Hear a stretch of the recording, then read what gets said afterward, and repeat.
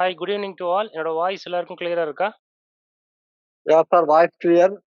Video also short, sir. Okay. Thank you. Okay. So நம்ம வந்து இன்னைக்கு டே 17ல இருக்கோம். நம்மளோட செஷன் வந்து ஸ்டார்ட் ஆனது வந்து அக்டோபர் 2nd. ஸோ இப்போதான் வந்து அந்த ஜிஎஸ்டி ட்ரையான்ஸ் அப்படிங்கிற ஒரு கோர்ஸை ஸ்டார்ட் பண்ணோம். கிட்டத்தட்ட 30 நாளைக்கு மேலே ஆயிடுச்சு. 1 மந்த் ஆயிடுச்சு. நம்ம இன்னும் டே 17ல தான் இருக்கோம். அப்படின்னு பார்த்தீங்கன்னா அதுக்கு என்ன மெயின் ரீசன்னா சாட்டர்டே சண்டேஸ்.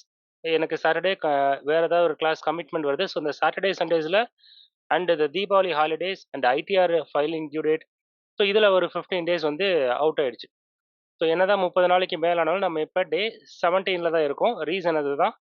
இது வரைக்கும் நம்ம என்னென்ன பார்த்துருந்தோம்னா இன்னைக்கு டாபிக் வந்து ரிட்டர்ன்ஸ். ஸோ ஜிஎஸ்டி ரிட்டர்ன்ஸ் தான் இந்த 5 நாள் வந்து நம்மளோட 5 நாளோ இல்லை 6 நாள் கூட ஆகலாம். ஏன்னா நேற்று ஒரு நாள் டாபிக் வந்து நேற்று ஒரு நாள் என்னோட பர்சனல் ஒர்க்னால என்னால் கிளாஸ் கொடுக்க முடியல. ஓகே. ஸோ 5 ஆர் 6 டேஸ் வந்து ஜிஎஸ்டி ரிட்டர்ன்ஸ் பற்றின செஷன்ஸ் இருக்கும். ஓகேங்களா? ஸோ இன்னைக்கு டாபிக் வந்து நம்ம ஜிஎஸ்டி ரிட்டர்ன்ஸ். அதுக்குள்ளே போகிறதுக்கு முன்னாடி நம்ம இது வரைக்கும் என்ன பார்த்துருக்கோம் அப்படின்னு ஒரு ரீகேப் மட்டும் பார்த்துடலாம். நம்ம இது வரைக்கும் வந்து செக்ஷன் 1ல இருந்து செக்ஷன் 22 வரைக்கும் பார்த்துருக்கோம். கரெக்டாக செக்ஷன் 21 வரைக்கும் பார்த்துருக்கோம். அதாவது செக்ஷன் 1 வந்து நமக்கு ப்ரிலிமினரி சிஜிஎஸ்டி ஆக்ட் 2017ல preliminary short title section 1, section 2 definition and section 3 to 6 வரைக்கும் appointment of officer, power of officers இதெல்லாம் பார்த்தோம். செக்ஷன் 7 ஸ்கோப் ஆஃப் சப்ளை பார்க்கும்போது ஷெட்யூல் 1, ஷெட்யூல் 2, ஷெட்யூல் 3 எல்லாமே வேர்ட் பை வேர்டு வாசிச்சு காமிச்சு அதோட அர்த்தம் வந்து நம்ம பார்த்தாச்சு. அடுத்து செக்ஷன் 8 காம்போசிட் சப்ளைனா என்ன, மிக்சட் சப்ளைனா என்ன, and section 9 levy and collection of tax. So அதில் ரிவர்ஸ் சார்ஜ் மெத்தட்னா என்ன, ஸோ அப்படிங்கிறதெல்லாம் நம்ம செக்ஷன் 9ல் வந்து நம்ம பார்த்துட்டோம். அடுத்து செக்ஷன் 10 காம்போஷன் லெவி. ஸோ ஒரு காம்போஷன் டீலருக்கு என்னென்ன அப்ளிகபிள் ஆகும், கண்டிஷன் என்ன, செக்ஷன் அண்ட் ரூல்ஸ் நம்ம எல்லாமே செக்ஷன் அண்ட் அதோட ரிலேட்டட் ரூல்ஸாக பார்த்துட்டு வந்துட்டு இருக்கோம். அடுத்து செக்ஷன் 11 எக்ஸாம் சப்ளைனா என்ன, அது எந்த நோட்டிஃபிகேஷன் மூலமாக நோட்டிஃபை பண்ணியிருக்காங்க. Next section 11A power not to recover any tax. Government வந்து சில ஸ்பெசிஃபைட் கஷ்டமாகவே இருக்குது, இது வந்து ரொம்ப நாளாகவே இதை ஃபாலோ பண்ணிட்டு இருக்காங்க. அப்படிங்கிற பட்சத்தில் சென்ட்ரல் கவர்மெண்ட் டிசைட் பண்ணால் நீங்கள் வந்து டேக்ஸை வந்து கலெக்ட் பண்ண தேவையில்லை அப்படின்னு முடிவுக்கு வரலாம். கவர்மெண்ட் வந்து டேக்ஸை ரெக்கவர் பண்ண தேவையில்லை அப்படின்னு முடிவுக்கு வரலாம்னு செக்ஷன் 11A பார்த்துருந்தோம். அடுத்து section 12 time of supply of goods, section 13 time of supply of services and section 14 வந்து சில ரேட் சேஞ்சஸில் என்ன டைம் ஆஃப் சப்ளை அப்படிங்கிறது கொடுத்துருந்தாங்க. சில ஸ்பெசிஃபைட் சுச்சுவேஷன் மெயினாக வந்து சேஞ்ச் இன் ரேட் ஆஃப் டேக்ஸில் என்ன டைம் ஆஃப் சப்ளை அப்படிங்கிறது செக்ஷன் 14ல் கொடுத்துருந்தாங்க. அதே மாதிரி section 15 value of supply and other related rules எல்லாமே நம்ம கம்ப்ளீட்டாக வேர்ட் பை வேர்ட் பார்த்துட்டோம். நெக்ஸ்ட் வந்து செக்ஷன் 17 என்னது, யாராவது ஒருத்தர் சொல்ல முடியுமா? செக்ஷன் 16. எத்தனை பேர் இருக்கீங்க? 38 பேர் தான் இருக்கீங்க. ஆக்சுவலாக வந்து ஜிஎஸ்டி ட்ரையன்ஸில் ITC sir. Yes, ITC. Section 16 வந்து ITC, eligibility to claim ITC. ஓகேங்களா? ஸோ 38 பேர் தான் இருக்கும். ஆனால் ஜிஎஸ்டி ட்ரையன்ஸில் மட்டும் மோர் தென் 85 நினைக்கிறேன், 85 மெம்பர்ஸ் இருக்கீங்க. அண்ட் 9(9)Cக்கு ஒரு 38 மெம்பர்ஸ் இருக்கீங்க. இப்போது இந்த 5 days session GST R filing செஷனில் ரொம்ப கம்மியாக தான் இருக்கீங்க, 5 to 6 மெம்பர்ஸ் தான் இருக்கீங்க. பட் ஓவரால் 130 சம்திங் இருக்கும். ஆனால் அதில் 100 பேர் கிட்டத்தட்ட கட் ஆயிடுச்சு, இப்போ 40 ஆயிடுச்சு. ஓகே, ஸோ பார்க்கலாம். ஸோ நிறைய பேர் வந்து ஃபர்ஸ்ட் டேல இருந்த ஸ்ட்ரென்த் இப்போ இல்லை, போக போக அப்படியே குறைஞ்சிக்கிட்டே வருது. இப்போ 1/3 தான் இருக்கும். பார்க்கலாம், மேபி எல்லாமே ஐடி டியூ டேட்டில் இருப்பாங்க. ஸோ ரெக்கார்டட் வெர்ஷனும் கொடுக்குறோம், நீங்கள் வெரிஃபை பண்ணிக்கலாம். ஸோ செக்ஷன் 16 வந்து ITC input tax credit eligibility to claim ITC. Section 17 வந்து ஐடிசி அப்போர்ஷன்மெண்ட், எந்த ஐடிசி எவ்வளவு எலிஜிபிள் அப்படிங்கிறது செக்ஷன் 17ல் சொல்லியிருக்காங்க. அண்ட் இன்எலிஜிபிள் ஐடிசி பிளாக்டு கிரெடிட்டும் செக்ஷன் 17(5)ல். செக்ஷன் 17ல் அது எல்லாமே பார்த்தோம். எப்படி காமன் ஐடிசி ரிவர்ஸ் பண்ணணும், கேபிட்டல் குட்ஸ்க்கு எப்படி இதெல்லாம் பார்த்தோம். அடுத்த செக்ஷன் 18 வந்து சில ஸ்பெஷல் சர்க்கம்ஸ்டன்சஸில் எப்போ ஐடிசி எலிஜிபிள் இருக்கு, எப்படி அதை ஐடிசி எடுக்க முடியும். இன்னும் நம்ம செஷனுக்குள்ளே போகலை, ஜஸ்ட் இது வரைக்கும் என்ன பார்த்தோம் ரிவ்யூ மட்டும்தான் கொடுத்துட்டு இருக்கோம். இந்த 16 டேஸில் என்ன பார்த்தோங்கிறது. ஓகேங்களா?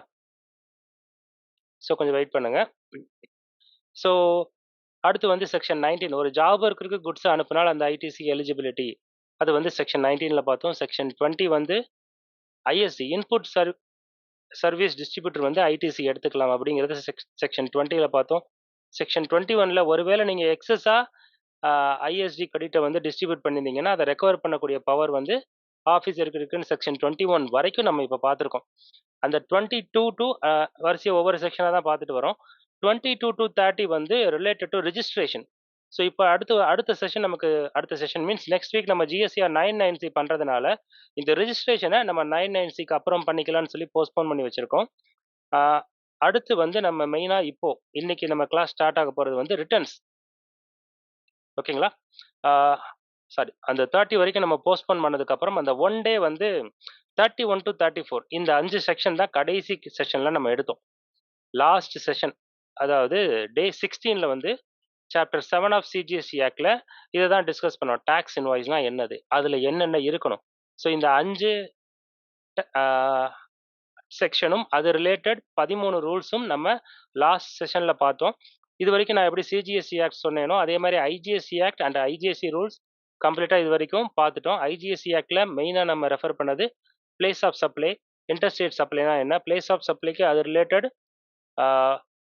எல்லா சர்க்குலர்ஸும் அது சம்மந்தமாக வந்த எல்லா சர்க்குலர்ஸும் நம்ம இது வரைக்கும் பார்த்துட்டோம். லாஸ்ட் செஷனில் வந்து ஒரு 2 பாயிண்ட்டை விட்டுட்டோம். ஸோ மெயினாக அதை சொல்லலாங்கிறதுக்கு தான் இந்த செஷனில் வந்து நான் ஒரு 15 மினிட்ஸ் மட்டும் கேட்டிருக்கேன். ஓகேங்களா? ஸோ வந்து லாஸ்ட் செஷனில் வந்து நம்ம டேக்ஸ் இன்வாய்ஸ்னா என்ன, அன்ஆத்தரைஸ்டு கலெக்ஷன் ஆஃப் டேக்ஸ் இருக்கக்கூடாது அப்படிங்கிறத பார்த்தோம். டேக்ஸை வந்து இன்வாய்ஸில் பிரேக்கப் இருக்கணும் அப்படிங்கிறத பார்த்தோம். Credit note and debit note. So இந்த 5 செக்ஷன் பார்த்தோம். இது ரிலேட்டட் டு ஒரு 13 ரூல் பார்த்தோம். ஸோ நம்ம எப்பெல்லாம் ஒரு செக்ஷனை பார்க்குறோமோ அது ரிலேட்டட் டு ஒரு 13 ரூல் ஆட்டோமேட்டிக்காக வந்தது. இது வரைக்கும் அது ரிப்பீட்டடாக வந்துக்கிட்டே இருக்குது. ஸோ சாப்டர் 6 ஆஃப் ஐஜிஎஸ்டி ஆக்ட்லையும் சிஜிஎஸ்டி ரூல்ஸ்லையும் உங்களுக்கு வந்து ரூல் 646ல டேக்ஸ் இன்வாய்ஸ்னா என்ன, ஸோ அதில் என்னென்ன கண்டென்ட் இன் டீட்டெயில்ஸ் வந்து மேண்டேட்டரியாக இருக்கணும். Invoice cum bill of supply எப்போ இஷ்யூ பண்ண முடியும், ஒரு அன்ரெஜிஸ்டர்ட் பர்சனுக்கு கொடுக்கும்போது மட்டும்தான் இஷ்யூ பண்ண முடியும். ஓகேங்களா? ஸோ அந்த மாதிரி நம்ம பார்த்தோம். ஸோ அதே மாதிரி டேக்ஸ் இன்வாய்ஸை எப்போ இஷ்யூ பண்ணணும், அதுக்கான டைம் லிமிட் என்ன, அந்த டேக்ஸ் இன்வாய்ஸை எப்படி இஷ்யூ பண்ணணும், பில் ஆஃப் சப்ளை எப்போ அப்ளிகபிள் ஆகும், ரிசிப்ட் வவுச்சர் எப்போ அப்ளிகபிள் ஆகும், அண்ட் பேமெண்ட் வவுச்சர் எப்போ அப்ளிகபிள் ஆகும், ஸோ இந்த மாதிரி ரீஃபண்ட் வவுச்சர் எப்போ அப்ளிகபிள் ஆகும், அதில் என்னென்ன டீட்டெயில்ஸ் எல்லாமே அந்த டாக்குமெண்ட்ல இருக்கணும் அப்படிங்கிறத பார்த்தோம். ரிவைஸ்டு டேக்ஸ் இன்வாய்ஸ் எப்போ இஷ்யூ பண்ணணும் அப்படிங்கிறத பார்த்தோம். ஓகேங்களா? ஸோ அதில் இது வரைக்கும் நம்ம டாக்குமெண்ட் பார்த்தோம். அதாவது ஒரு டாக்குமெண்ட் இஷ்யூ பண்ணணும். Invoice, bill of supply, refund voucher, payment voucher, revise tax invoice, credit note, debit note கூட பார்த்துட்டோம். ஆனால் முக்கியமான ஒரு டாக்குமெண்ட்டை பார்க்காம விட்டுட்டோம். யாராவது சொல்ல முடியுமா?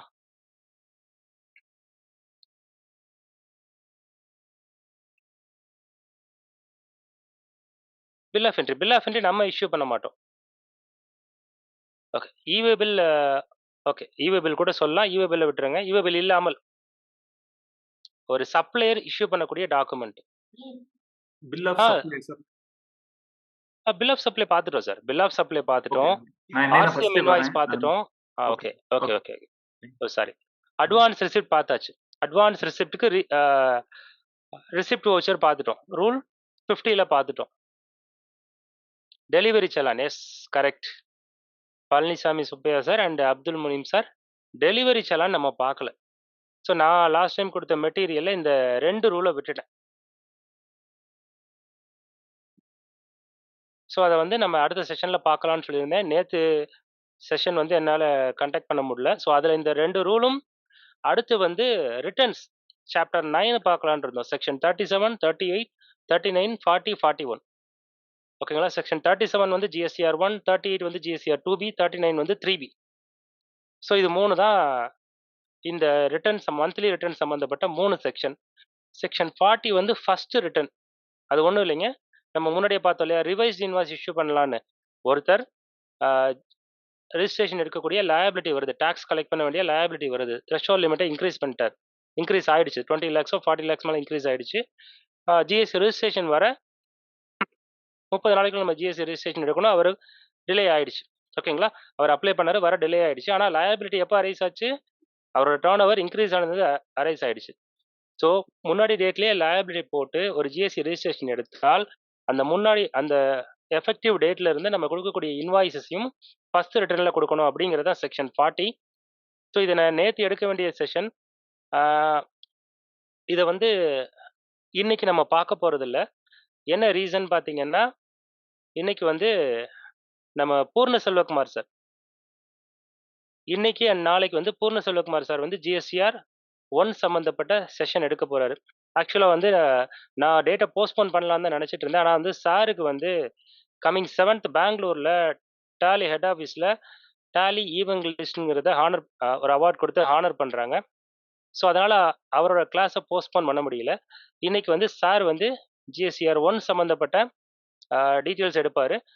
2 days அவர் எடுத்ததுக்கப்புறம் நம்ம அகைன் வந்து செக்ஷன் வைஸ் வந்துட்டு அடுத்த ஐஎம்எஸ் 2B அண்ட் 3B எல்லாம் பார்க்கலாம். ஓகேங்களா? ஸோ இதுலையும் பார்த்தீங்கன்னா இந்த சாப்டர் 9 இதில் உள்ள 5 செக்ஷன், இதுக்கு அப்படியே டிட்டோவா ஒரு 13 ரூல் இருக்கு. அந்த 13 ரூல் இந்த 4 ரூல் மட்டும்தான் ஜிஎஸ்டிஆர் 1, 2B, 3B சம்மந்தப்பட்டது. மீதியெல்லாம் வந்து அந்த மற்ற ஜிஎஸ்டிஆர்ஸ் ஒரு நான் ரெசிடென்ட் டாக்ஸபிள் பர்சன் பண்ணக்கூடிய GSTR 5 and GSTR 6, GSTR 7 and GSTR 8. GSTR 7 வந்து டாக்ஸ் டிடக்டார் பண்ண வேண்டியது, ஜிஎஸ்டிஆர் 8 வந்து டாக்ஸ் கலெக்டர் ஒரு இ-காமர்ஸ் ஆப்ரேட்டர் பண்ண வேண்டியது. ஸோ அந்த மாதிரி வேரியஸ் ஜிஎஸ்டிஆருக்கு வேற வேற ரூல் இருக்கு. ஸோ நமக்கு இந்த 5 daysல கவர் பண்ணக்கூடியது ரூல் 59 to 61. 61A ஒன்றும் இல்லை, நீங்கள் QRMP ஸ்கீமாக இருந்தால் குவார்டர்லி ரிட்டர்ன் செலக்ட் பண்ணக்கூடியது. ஸோ இந்த 5 செக்ஷனும் 4 ரூலும் தான் இந்த 5 daysல கவர் ஆகக்கூடியது. ஓகேங்களா? ஸோ நம்ம ரூல் 54 வரைக்கும் பார்த்தாச்சு. ரூல் 55 அண்ட் 55A இது ரெண்டை மட்டும் வந்து லாஸ்ட் செஷனில் மிஸ் பண்ணிட்டோம். ஸோ இந்த ரூல் ஒரு 13 ரூல் எது சம்மந்தப்பட்டதுன்னா related to document issuance. So என்னென்ன டாக்குமெண்ட் இஷ்யூ பண்ணுவாங்க, அந்த டாக்குமெண்ட் வந்து எப்படி இருக்கணும் அப்படிங்கிறதான். ரூல் 55 வந்து எதை பற்றி பேசுதுன்னா டெலிவரி சலான். ஓகேங்களா? ஸோ டெலிவரி சலான் எப்போ யூஸ் பண்ணணும், அதாவது transportation of goods without issue of invoice. ஒரு இன்வாய்ஸ் இஷ்யூ பண்ணாமல் ஒரு குட்ஸை டிரான்ஸ்போர்ட் பண்ணலாமா அப்படின்னு அதுதான் வந்து ரூல் 55 சொல்லுது. ஸோ என்ன சொல்றாங்கன்னா, for the purpose of supply of liquid gas. So ஒரு லிக்விட் கேஸை சப்ளை பண்ணுறீங்க, where the quantity at the time of removable உங்களுக்கு வந்து not known. So quantity at the time of removal உங்களுக்கு வந்து அது எப்போ தெரியல. இது எப்போ நடக்கும்னா, ஃபார் எக்ஸாம்பிள் நீங்கள் வந்து கேஸை எடுத்துகிட்டு போய் ஃபில் பண்ணுவீங்க. ஒரு இடத்துல ஒரு மிஷினில் ஃபில் பண்ண வேண்டியது இருக்குது, இல்லை ஏதோ ஒரு சிம்பிளாக பெட்ரோமாக்ஸ் லைட்டில் நீங்கள் கேஸை ஃபில் பண்ணணும். நீங்கள் வந்து வெளியே எடுத்துகிட்டு போகிறீங்க, உங்களோட கிளைண்ட் கேட்குறாங்க, நீங்கள் எடுத்துகிட்டு போய் அங்கே போய் ஃபில் பண்ணாதான் அது 1/2 கிலோவா இல்லை 1/2 லிட்டரா 1 kgயா எவ்வளோ ஃபில் ஆகுதுங்கிறது உங்களுக்கு எடுத்துகிட்டு போகிறப்ப தெரியாது. ஸோ இந்த மாதிரி சுச்சுவேஷனில் இருக்கும்போதும் transportation of goods for job work. So job ஒர்க்காக ஒரு குட்ஸை எடுத்துகிட்டு போகும்போதும் or reason other than by way of supply, இது சப்ளை கிடையாது, அதை தவிர வேற ஒரு ரீசனால எடுத்துகிட்டு போகிறேன். என்னவா இருக்கலாம், ஏன்னா என்னோட பிரான்ச்சுக்கு தமிழ்நாட்டில் உள்ள என்னோட அடிஷனல் பிளேஸ் ஆஃப் பிஸ்னஸ்க்கே நான் ஒரு பொருளை எடுத்துகிட்டு போகிறேன். ஓகேங்களா? அது சப்ளை கிடையாது, நான் டாக்ஸ் கட்ட வேண்டியதில்லை, எனக்கு நானே எடுத்துகிட்டு போகக்கூடியது அதர் தென் சப்ளை. ஸோ அப்படி இருக்குங்கிற பட்சத்தில் or other supplies as may be notified by the board. Board வந்து சில அதர் சப்ளைஸையும் நோட்டிஃபை பண்ணலாம். அப்படி நோட்டிஃபை பண்ணக்கூடிய சப்ளைஸ்க்கும் ஜாப் ஒர்க்குக்கும் அதர் தென் சப்ளைக்காக வேற என்ன ரீசனுக்காக ஒரு பொருளை எடுத்துட்டு போனாலும் குவான்டிட்டி நீங்க எடுத்துட்டு போறப்ப எவ்வளவு விற்பீங்கிறது தெரியாது, அப்போ அது சேல் கிடையாது. ஓகேங்களா? ஸோ எடுத்துட்டு போய் அங்க ஃபில் பண்ணதுக்கு அப்புறமோ இல்லை அங்க சேல் பண்ணதுக்கு அப்புறம் தான் எனக்கு எவ்வளவு சேல் ஆகுங்கிறதே தெரியும். அப்படிங்கிற சுச்சுவேஷன்ல த கன்சைனர் மே இஷ்யூ டெலிவரி சலான். கன்சைனர்னா யாரு எடுத்துட்டு போறாங்களோ அவங்க தான் கன்சைனர். கன்சைனினா யாரு அதை ரிசீவ் பண்றாங்களோ அவங்க தான் கன்சைனி. ஸோ அந்த டெலிவரி சலானும் serially number not exceeding 16 character. இதுக்கு முன்னாடி எப்படி பார்த்தோம், tax invoice, refund voucher, payment voucher and bill of supply எல்லாமே அந்த 16 டிஜிட் எக்ஸீட் ஆகாம இருக்கணும். ஆல்ஃபா நியூமெரிக்கலா இருக்கலாம் அண்ட் என்ன கமா ஆர் ஸ்லாஷ் மட்டும்தான் இருக்க முடியும். ஸோ இந்த மாதிரி பார்த்தோம். ஸோ அந்த ஒவ்வொரு டாக்குமெண்ட்டும் என்னென்ன டீட்டெயில்ஸ் வச்சிருக்கணும் அப்படிங்கிற மாதிரி, அதே மாதிரி டிசியாக இருக்குங்கிற பட்சத்தில் ஃபாலோயிங் டீட்டெயில்ஸ் இருக்கணும். Date and number of delivery challan. DC நம்பரும் டேட்டும் இருக்கணும். Name and address of the consignor யார் எடுத்துட்டு போறாங்களோ அவங்களோட name and address and GSTIN ரிசிபென்டோட கன்சைனியோட நேம் அண்ட் அட்ரஸ் ரிஜிஸ்டர்ட் பர்சனாக இருந்தால் ஜிஎஸ்டினோ அல்லது யூஏஎனோ இருக்கணும். இல்லைன்னா நேம் அட்ரஸ் ஃபுல்லாக இருக்கணும். HSN and description of the goods. ஓகேங்களா? ஸோ இது எல்லாத்துலேயுமே இந்த ஐட்டம் இருக்கணும். ஓகேங்களா? ஸோ இந்த 5 ஐட்டமும் இல்லாத ஒரு டாக்குமெண்ட்டே இருக்கக்கூடாது. டாக்ஸ் இன்வாய்ஸ் இருந்தாலும் இருக்கணும், ரீஃபண்ட் வச்சராக இருந்தாலும் இருக்கணும், ரிசிப்ட் வச்சராக இருந்தாலும் இருக்கணும், பேமெண்ட் வச்சராக இருந்தாலும் இருக்கணும், பில் ஆஃப் சப்ளை இருந்தாலும் இந்த 5 டீட்டெயிலும் மஸ்ட். அதுக்கப்புறம் குவான்டிட்டி எக்ஸாக்டா தெரியலனா ப்ரொவிஷனல் குவான்டிட்டியாவது அங்கே போட்டிருக்கணும். டாக்ஸபிள் வேல்யூ இருக்கணும், டாக்ஸ் ரேட் இருக்கணும், டாக்ஸ் அமௌண்ட் பிரேக்கப் இருக்கணும். ஸோ இந்த டாக்ஸ் ரேட்டும் டாக்ஸ் அமௌண்ட்டும் எப்போ அப்ளிகபிள் ஆகும்னா அந்த டிரான்ஸ்போர்ட்டேஷன் ஒரு சப்ளையாக இருக்குங்கிற பட்சத்தில் மட்டும்தான் உங்களுக்கு அந்த டாக்ஸ் ரேட்டும் டாக்ஸுங்கிறது கொடுக்கணும். அது சப்ளை இல்லை. இப்போ நீங்கள் ஜாப் ஒர்க்கருக்கு அனுப்புறது சப்ளை கிடையாது. சப்ளைனா சேல்ஸ்னு வச்சுக்கோங்க. சிம்பிளா குட்ஸுங்கிறதுனால சேல்னு வச்சுக்கிறேன். சேலுக்காக அதை எடுத்துட்டு போறீங்கன்னா கண்டிப்பாக ரேட்டும் டாக்ஸும் அந்த டிசியில இருக்கணும். ஜாப் ஒர்க் அனுப்புறீங்களா? தேவையில்லை. ஓகேங்களா? அடுத்து பிளேஸ் ஆஃப் சப்ளை மஸ்ட். எப்போ இன்டர்ஸ்டேட் மூவ்மெண்ட்டாக இருந்ததுன்னா அது எந்த ஸ்டேட்டுக்கு மூவ்மெண்ட் ஆகுதுங்கிறது இருக்கணும். இன்டர்ஸ்டேட்டுக்கு மேண்டேட்டரி கிடையாது. சிக்னேச்சர் நம்ம முன்னாடியே பார்த்த மாதிரி ஃபிசிக்கல் சிக்னேச்சரோ அல்லது டிஜிட்டல் சிக்னேச்சரோ மேண்டேட்டரியாக இருக்கணும் எல்லா டாக்குமெண்ட்லையும். ஓகேங்களா? ஸோ டெலிவரி செல்லான் எப்படி ப்ரிப்பேர் பண்ணணும்? இன் ட்ரிப்ளிகேட்டில் ப்ரிப்பேர் பண்ணணுங்கிறத சொல்லியிருக்காங்க. டாக்ஸ் இன்வாய்ஸும் நம்ம எப்படி சப்ளை ஆஃப் குட்ஸாக இருந்தால் டாக்ஸ் இன்வாய்ஸாக இருந்தாலும் பில் ஆஃப் சப்ளையாக இருந்தாலும் நம்ம ட்ரிப்ளிகேட் தான் ஃபில் பண்ணணும். அதே மாதிரி டெலிவரி செல்லானும் ட்ரிப்ளிகேட்டாக தான் இருக்கணும். ஒரிஜினல்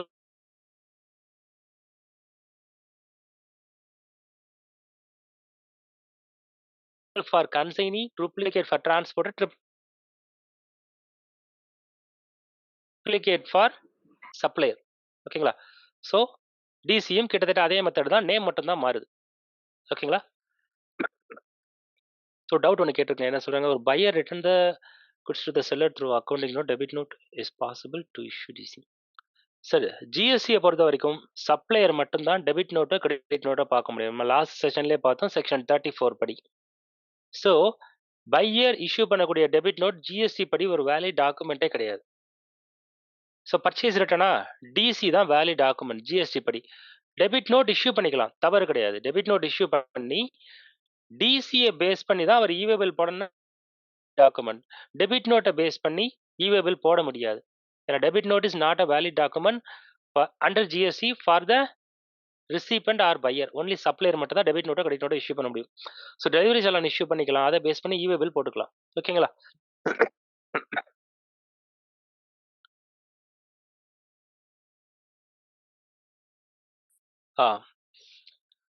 கண்டிப்பாக டெலிவரி செலானுக்கு தேவையில்லை.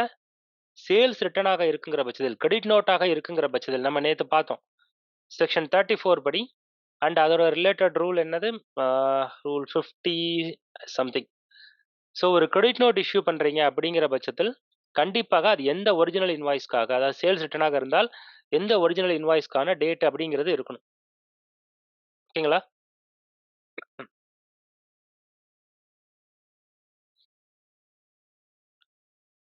அடுத்து where the goods are being transported on delivery challan.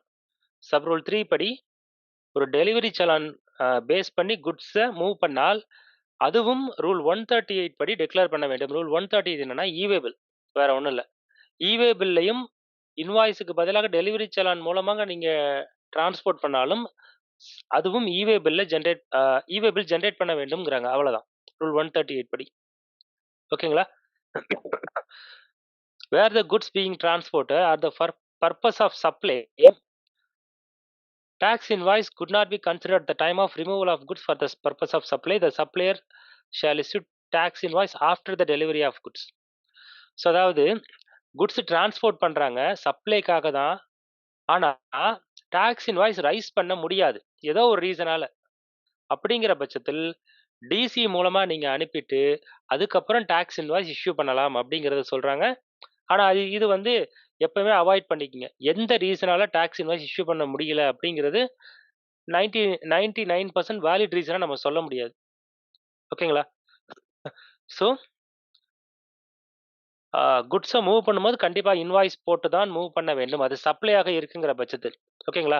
என்னால் இன்வாய்ஸ் ரைஸ் பண்ண முடியல அப்படிங்கிறதுக்கு என்ன வேலிட் ரீசன் நீங்கள் சொல்ல முடியும்? எதுவுமே சொல்ல முடியாது ரோவிங் ஸ்குவாட் ஆஃபீஸர்கிட்ட. ஓகேங்களா? இது ஒரு ப்ரொவிஷன் இருக்கு. ஆனால் இது வந்து ஒரு வேலிட் ரீசனாக இருக்கும். 99% இன்வாய்ஸ் பண்ணி தான் நம்மளால எடுத்துட்டு போக முடியும். இன்வாய்ஸ் இல்லாமல் எடுத்துட்டு போய் நம்ம ரிஸ்க்ல மாட்டிக்க வேண்டாம். ஓகேங்களா? அடுத்து சப் ரூல் 5ல என்ன சொல்றாங்கன்னா, where the goods are being transported in semi condition. Semi knock டவுன்னா என்னன்னா, அதாவது ஒரு பெரிய மிஷினரி ஒரு 3 பார்ட்டா பிரிஞ்சு ஆ, பிரிச்சு அனுப்புறாங்க 3 கன்சைன்மென்ட்ல. அத ஒரே கன்சைன்மென்ட்ல அனுப்ப முடியாது. For example windmill. ஸோ 3 ரெக்கையும் 3 இதுல வரும். அதுக்கப்புறம் அந்த ஸ்டாண்ட் அது நிக்கக்கூடியது வந்து ஒரு 5 லோட்ல வரும். ஓகேங்களா? ஸோ இதே மாரி பிரிச்சு ஒரு கம்ப்ளீட் செட்ட அனுப்புறதுக்கு பேரு semi knock down or completely knock down அப்படிங்கிற மெத்தட். ஸோ இப்படி ஒரு மெத்தட்ல குட்ஸ் டிரான்ஸ்போர்ட் ஆகுதுன்னா சொல்லுவாங்க. இல்ல நீங்க ஒரு எக்ஸ்போர்ட் பண்றீங்க. ஒரு எக்ஸாம்பிள்க்கு. எக்ஸ்போர்ட் பண்றீங்க. ஸோ எக்ஸ்போர்ட் இன்வாய்ஸ் ஒண்ணு தான். ஆனா அது 5 லாரியில உங்களுக்கு ஆ எங்க போர்ட்டுக்கு போய் சேரணும். ஓகேங்களா? இன்வாய்ஸ் ஒண்ணு தான். ஆனா 5 லோடு போணும். 5 லோடும் இன்னைக்கே போகுமா? தெரியாது. இன்னைக்கே 5 லோடு போனாலும் ஃபர்ஸ்ட் வண்டி ஃபர்ஸ்ட் 1 ஹவர் முன்னாடியே போய் சேரலாம். செகண்ட் போகக்கூடிய வண்டி அவர் சாப்பிட்டுட்டு போறதுனால 1 ஹவர் லேட் ஆகலாம். ஸோ ஒவ்வொரு செக் போஸ்ட்ட கடக்கவும் வேரியேஷன் இருக்கலாம். ஓகேங்களா? ஸோ அப்படி இருக்குங்கிற பட்சத்தில் டெலிவரி சலான் இஷ்யூ பண்ணலாம். ஸோ இந்த ரூல் 55 டெலிவரி சலான் எப்பப்ப இஷ்யூ பண்ணலாம் அப்படிங்கிறது தான். ஓகேங்களா? ஸோ ஃபர்ஸ்ட் ஹோல் கன்சைன்மென்ட்டுக்கும் இன்வாய்ஸை இஷ்யூ பண்ண வேண்டும். ஓகேங்களா? கம்ப்ளீட் இன்வாய்ஸ் டிஸ்பேட்ச் பண்றதுக்கு முன்னாடி கம்ப்ளீட் இன்வாய்ஸ் இஷ்யூ பண்ண வேண்டும். ஓகேங்களா? அதுக்கப்புறம் அந்த ஃபர்ஸ்ட் பார்ட்டுக்கு மட்டும் டெலிவரி சலான் குடுக்கலாம். ஓகேங்களா? ஒவ்வொரு கன்சைன்மென்ட்டுக்கும் அதுல உள்ள குவாண்டிட்டி, அதுல உள்ள பிரேக்கப் குடுத்து, இன்வாய்ஸ் நம்பர ரெஃபர் பண்ணி டெலிவரி சலான் குடுக்க வேண்டும். ஓகேங்களா? அந்த டெலிவரி சலான் அதாவது ஒவ்வொரு கன்சைன்மென்ட்டும் டெலிவரி சலானோட காப்பியும், சர்டிஃபைடு இன்வாய்ஸ் காப்பியும் கூட வச்சு அனுப்பணும். ஓகேங்களா? ஒரு 4 லோட்ல போகுதுன்னா, ஃபர்ஸ்ட் லோடுக்கு டெலிவரி சலான். அந்த டெலிவரி சலான்ல அந்த வண்டியோட குவாண்டிட்டி ஃபார் எக்ஸாம்பிள் வந்து மொத்தம் வந்து 1,00,000 பீசஸ் 5 வண்டியில. ஃபர்ஸ்ட் வண்டியில 20,000 பீசஸ். ஒவ்வொரு வண்டியில 20,000 பீசஸ் போகுது. ஸோ ஃபர்ஸ்ட் டெலிவரி சலான்ல 20,000 பீசஸ்க்கான குவாண்டிட்டி, ரேட்டு, ஜிஎஸ்டி எல்லாமே இருக்கணும். ஏன்னா இது நேச்சர் ஆஃப் சப்ளை. சப்ளைங்கிறதுனால அ டாக்ஸ் ரேட்டும் வந்து டெலிவரி சலான்லயே இருக்கணும். அதோட ஒரிஜினல் இன்வாய்ஸ் காப்பி, சப்போர்ட்டிங் டாக்குமெண்ட்டும் வைக்கணும். ஸோ 4 லோட்லயும் copy of original invoice, certified copy of invoice இருந்தால் போதும். 5வது லோடு, கடைசி லோடு போறப்போ, அதுல ஒரிஜினல் இன்வாய்ஸ் காப்பிய வச்சு அனுப்பணும். Plus DC. ஓகேங்களா? ஸோ இந்த 5 டிசியும் டோட்டல் பண்ணால் இன்வாய்ஸோட மேட்ச் ஆகணும். இதுதான் ரூல் 55ல சொல்லியிருக்கக்கூடிய டெலிவரி சலான் எப்பப்ப இஷ்யூ பண்ணலாங்கிறதுக்கான ப்ரொவிஷன்ஸ். ஸோ சப் ரூல் 1 படி ரூல் 55 சப் ரூல் 1 படி நீங்க ஒரு லிக்விட் கேஸ் சப்ளை பண்றீங்க. அதை நீங்க எடுத்துட்டு போறப்ப எவ்வளவு சப்ளை பண்ணுவீங்கங்கிற குவாண்டிட்டி தெரியாது. டெலிவரி சலான் இஷ்யூ பண்ணலாம். ஜாப் ஒர்க்குக்கு இஷ்யூ பண்ணலாம். சப்ளையை தவிர வேற ஏதாவது ஒரு ரீசனால குட்ஸை மூவ் பண்றீங்க. மேபி ரிப்பேர் பண்றதுக்காக மூவ் பண்றீங்க. இல்ல உங்களோட இன்னொரு அடிஷனல் பிளேஸ் ஆஃப் பிசினஸ்க்கே கொண்டு போறீங்க. அப்படிங்கிற பட்சத்தில் டெலிவரி சலான் தான் இஷ்யூ பண்ணணும். வேற ஏதாவது குட்ஸ் நோட்டிஃபை கவர்மெண்ட் எப்படி நோட்டிஃபை பண்ணியிருக்காங்களோ அந்த மாதிரி ஏதாவது இருந்ததுன்னா நீங்க பண்ணலாம். அதுல என்னென்ன டீட்டெயில்ஸ் எல்லாம் அந்த டெலிவரி சலான்ல இருக்கணும் அப்படிங்கிறத பார்த்துட்டோம். அதே மாதிரி ட்ரிப்ளிகேட்ல இதை ப்ரிப்பேர் பண்ணணும். இவே பில்லும் mandatory and semi knock down and completely knock down லாட்ஸாவோ ஒவ்வொரு பேட்சஸாவோ அனுப்புறீங்கன்னா ஃபர்ஸ்ட் ஃபுல் செட் இன்வாய்ஸ் ஒரே இன்வாய்ஸ் இஷ்யூ பண்ணிடணும். அதுக்கப்புறம் ஒவ்வொரு கன்சைன்மெண்ட்டுக்கும் டெலிவரி சலான் பிளஸ் இன்வாய்ஸ் காப்பியோட வச்சு அனுப்பணும். லாஸ்ட் கன்சைன்மெண்ட்ல ஒரிஜினல் இன்வாய்ஸும் அந்த கன்சைன்மெண்ட்டுக்கான டெலிவரி சலானும் வச்சு அனுப்பணும். ஓகேங்களா? இதான் ரூல் 55. அடுத்து ரூல் 55A என்ன சொல்றாங்கன்னா, எந்த குட்ஸை நீங்க டிரான்ஸ்போர்ட் பண்ணாலும் டாக்ஸ் இன்வாய்ஸோ அல்லது பில் ஆஃப் சப்ளையோ, அதாவது டாக்ஸபிள் குட்ஸ்னா டாக்ஸ் இன்வாய்ஸ், எக்ஸாம் சப்ளைனா பில் ஆஃப் சப்ளை, இதை வந்து அந்த person in charge of conveyance வந்து காப்பி ஆஃப் டாக்ஸ் இன்வாய்ஸ் வச்சிருக்கணும். ஓகேங்களா? ஸோ அதாவது டூப்ளிகேட் ஃபார் டிரான்ஸ்போர்ட்னு குடுக்குறோம் இல்லையா? ஸோ அத வந்து அந்த டிரைவர் கண்டிப்பாக ஒரு காப்பி வச்சிருக்க வேண்டும். ஓகேங்களா? In case where such person is not required to carry e way bill. So அவருக்கு இ-வே பில் தேவையில்லை அப்படிங்கிற பட்சத்தில் குட்ஸ மூவ் பண்ணக்கூடிய எல்லாருமே அந்த இன்வாய்ஸ் காப்பீஸ் வச்சிருக்க வேண்டும். அவ்வளோதான். ஸோ இந்த 2 ரூல் தான் நான் ஸ்டார்ட்டிங்லேயே சொல்லலாம்னு இருந்தேன். ஸ்கிப் ஆயிடுச்சு. நான் இப்போ உங்களுக்கு எக்ஸ்பிளைன் பண்ணிட்டேன்.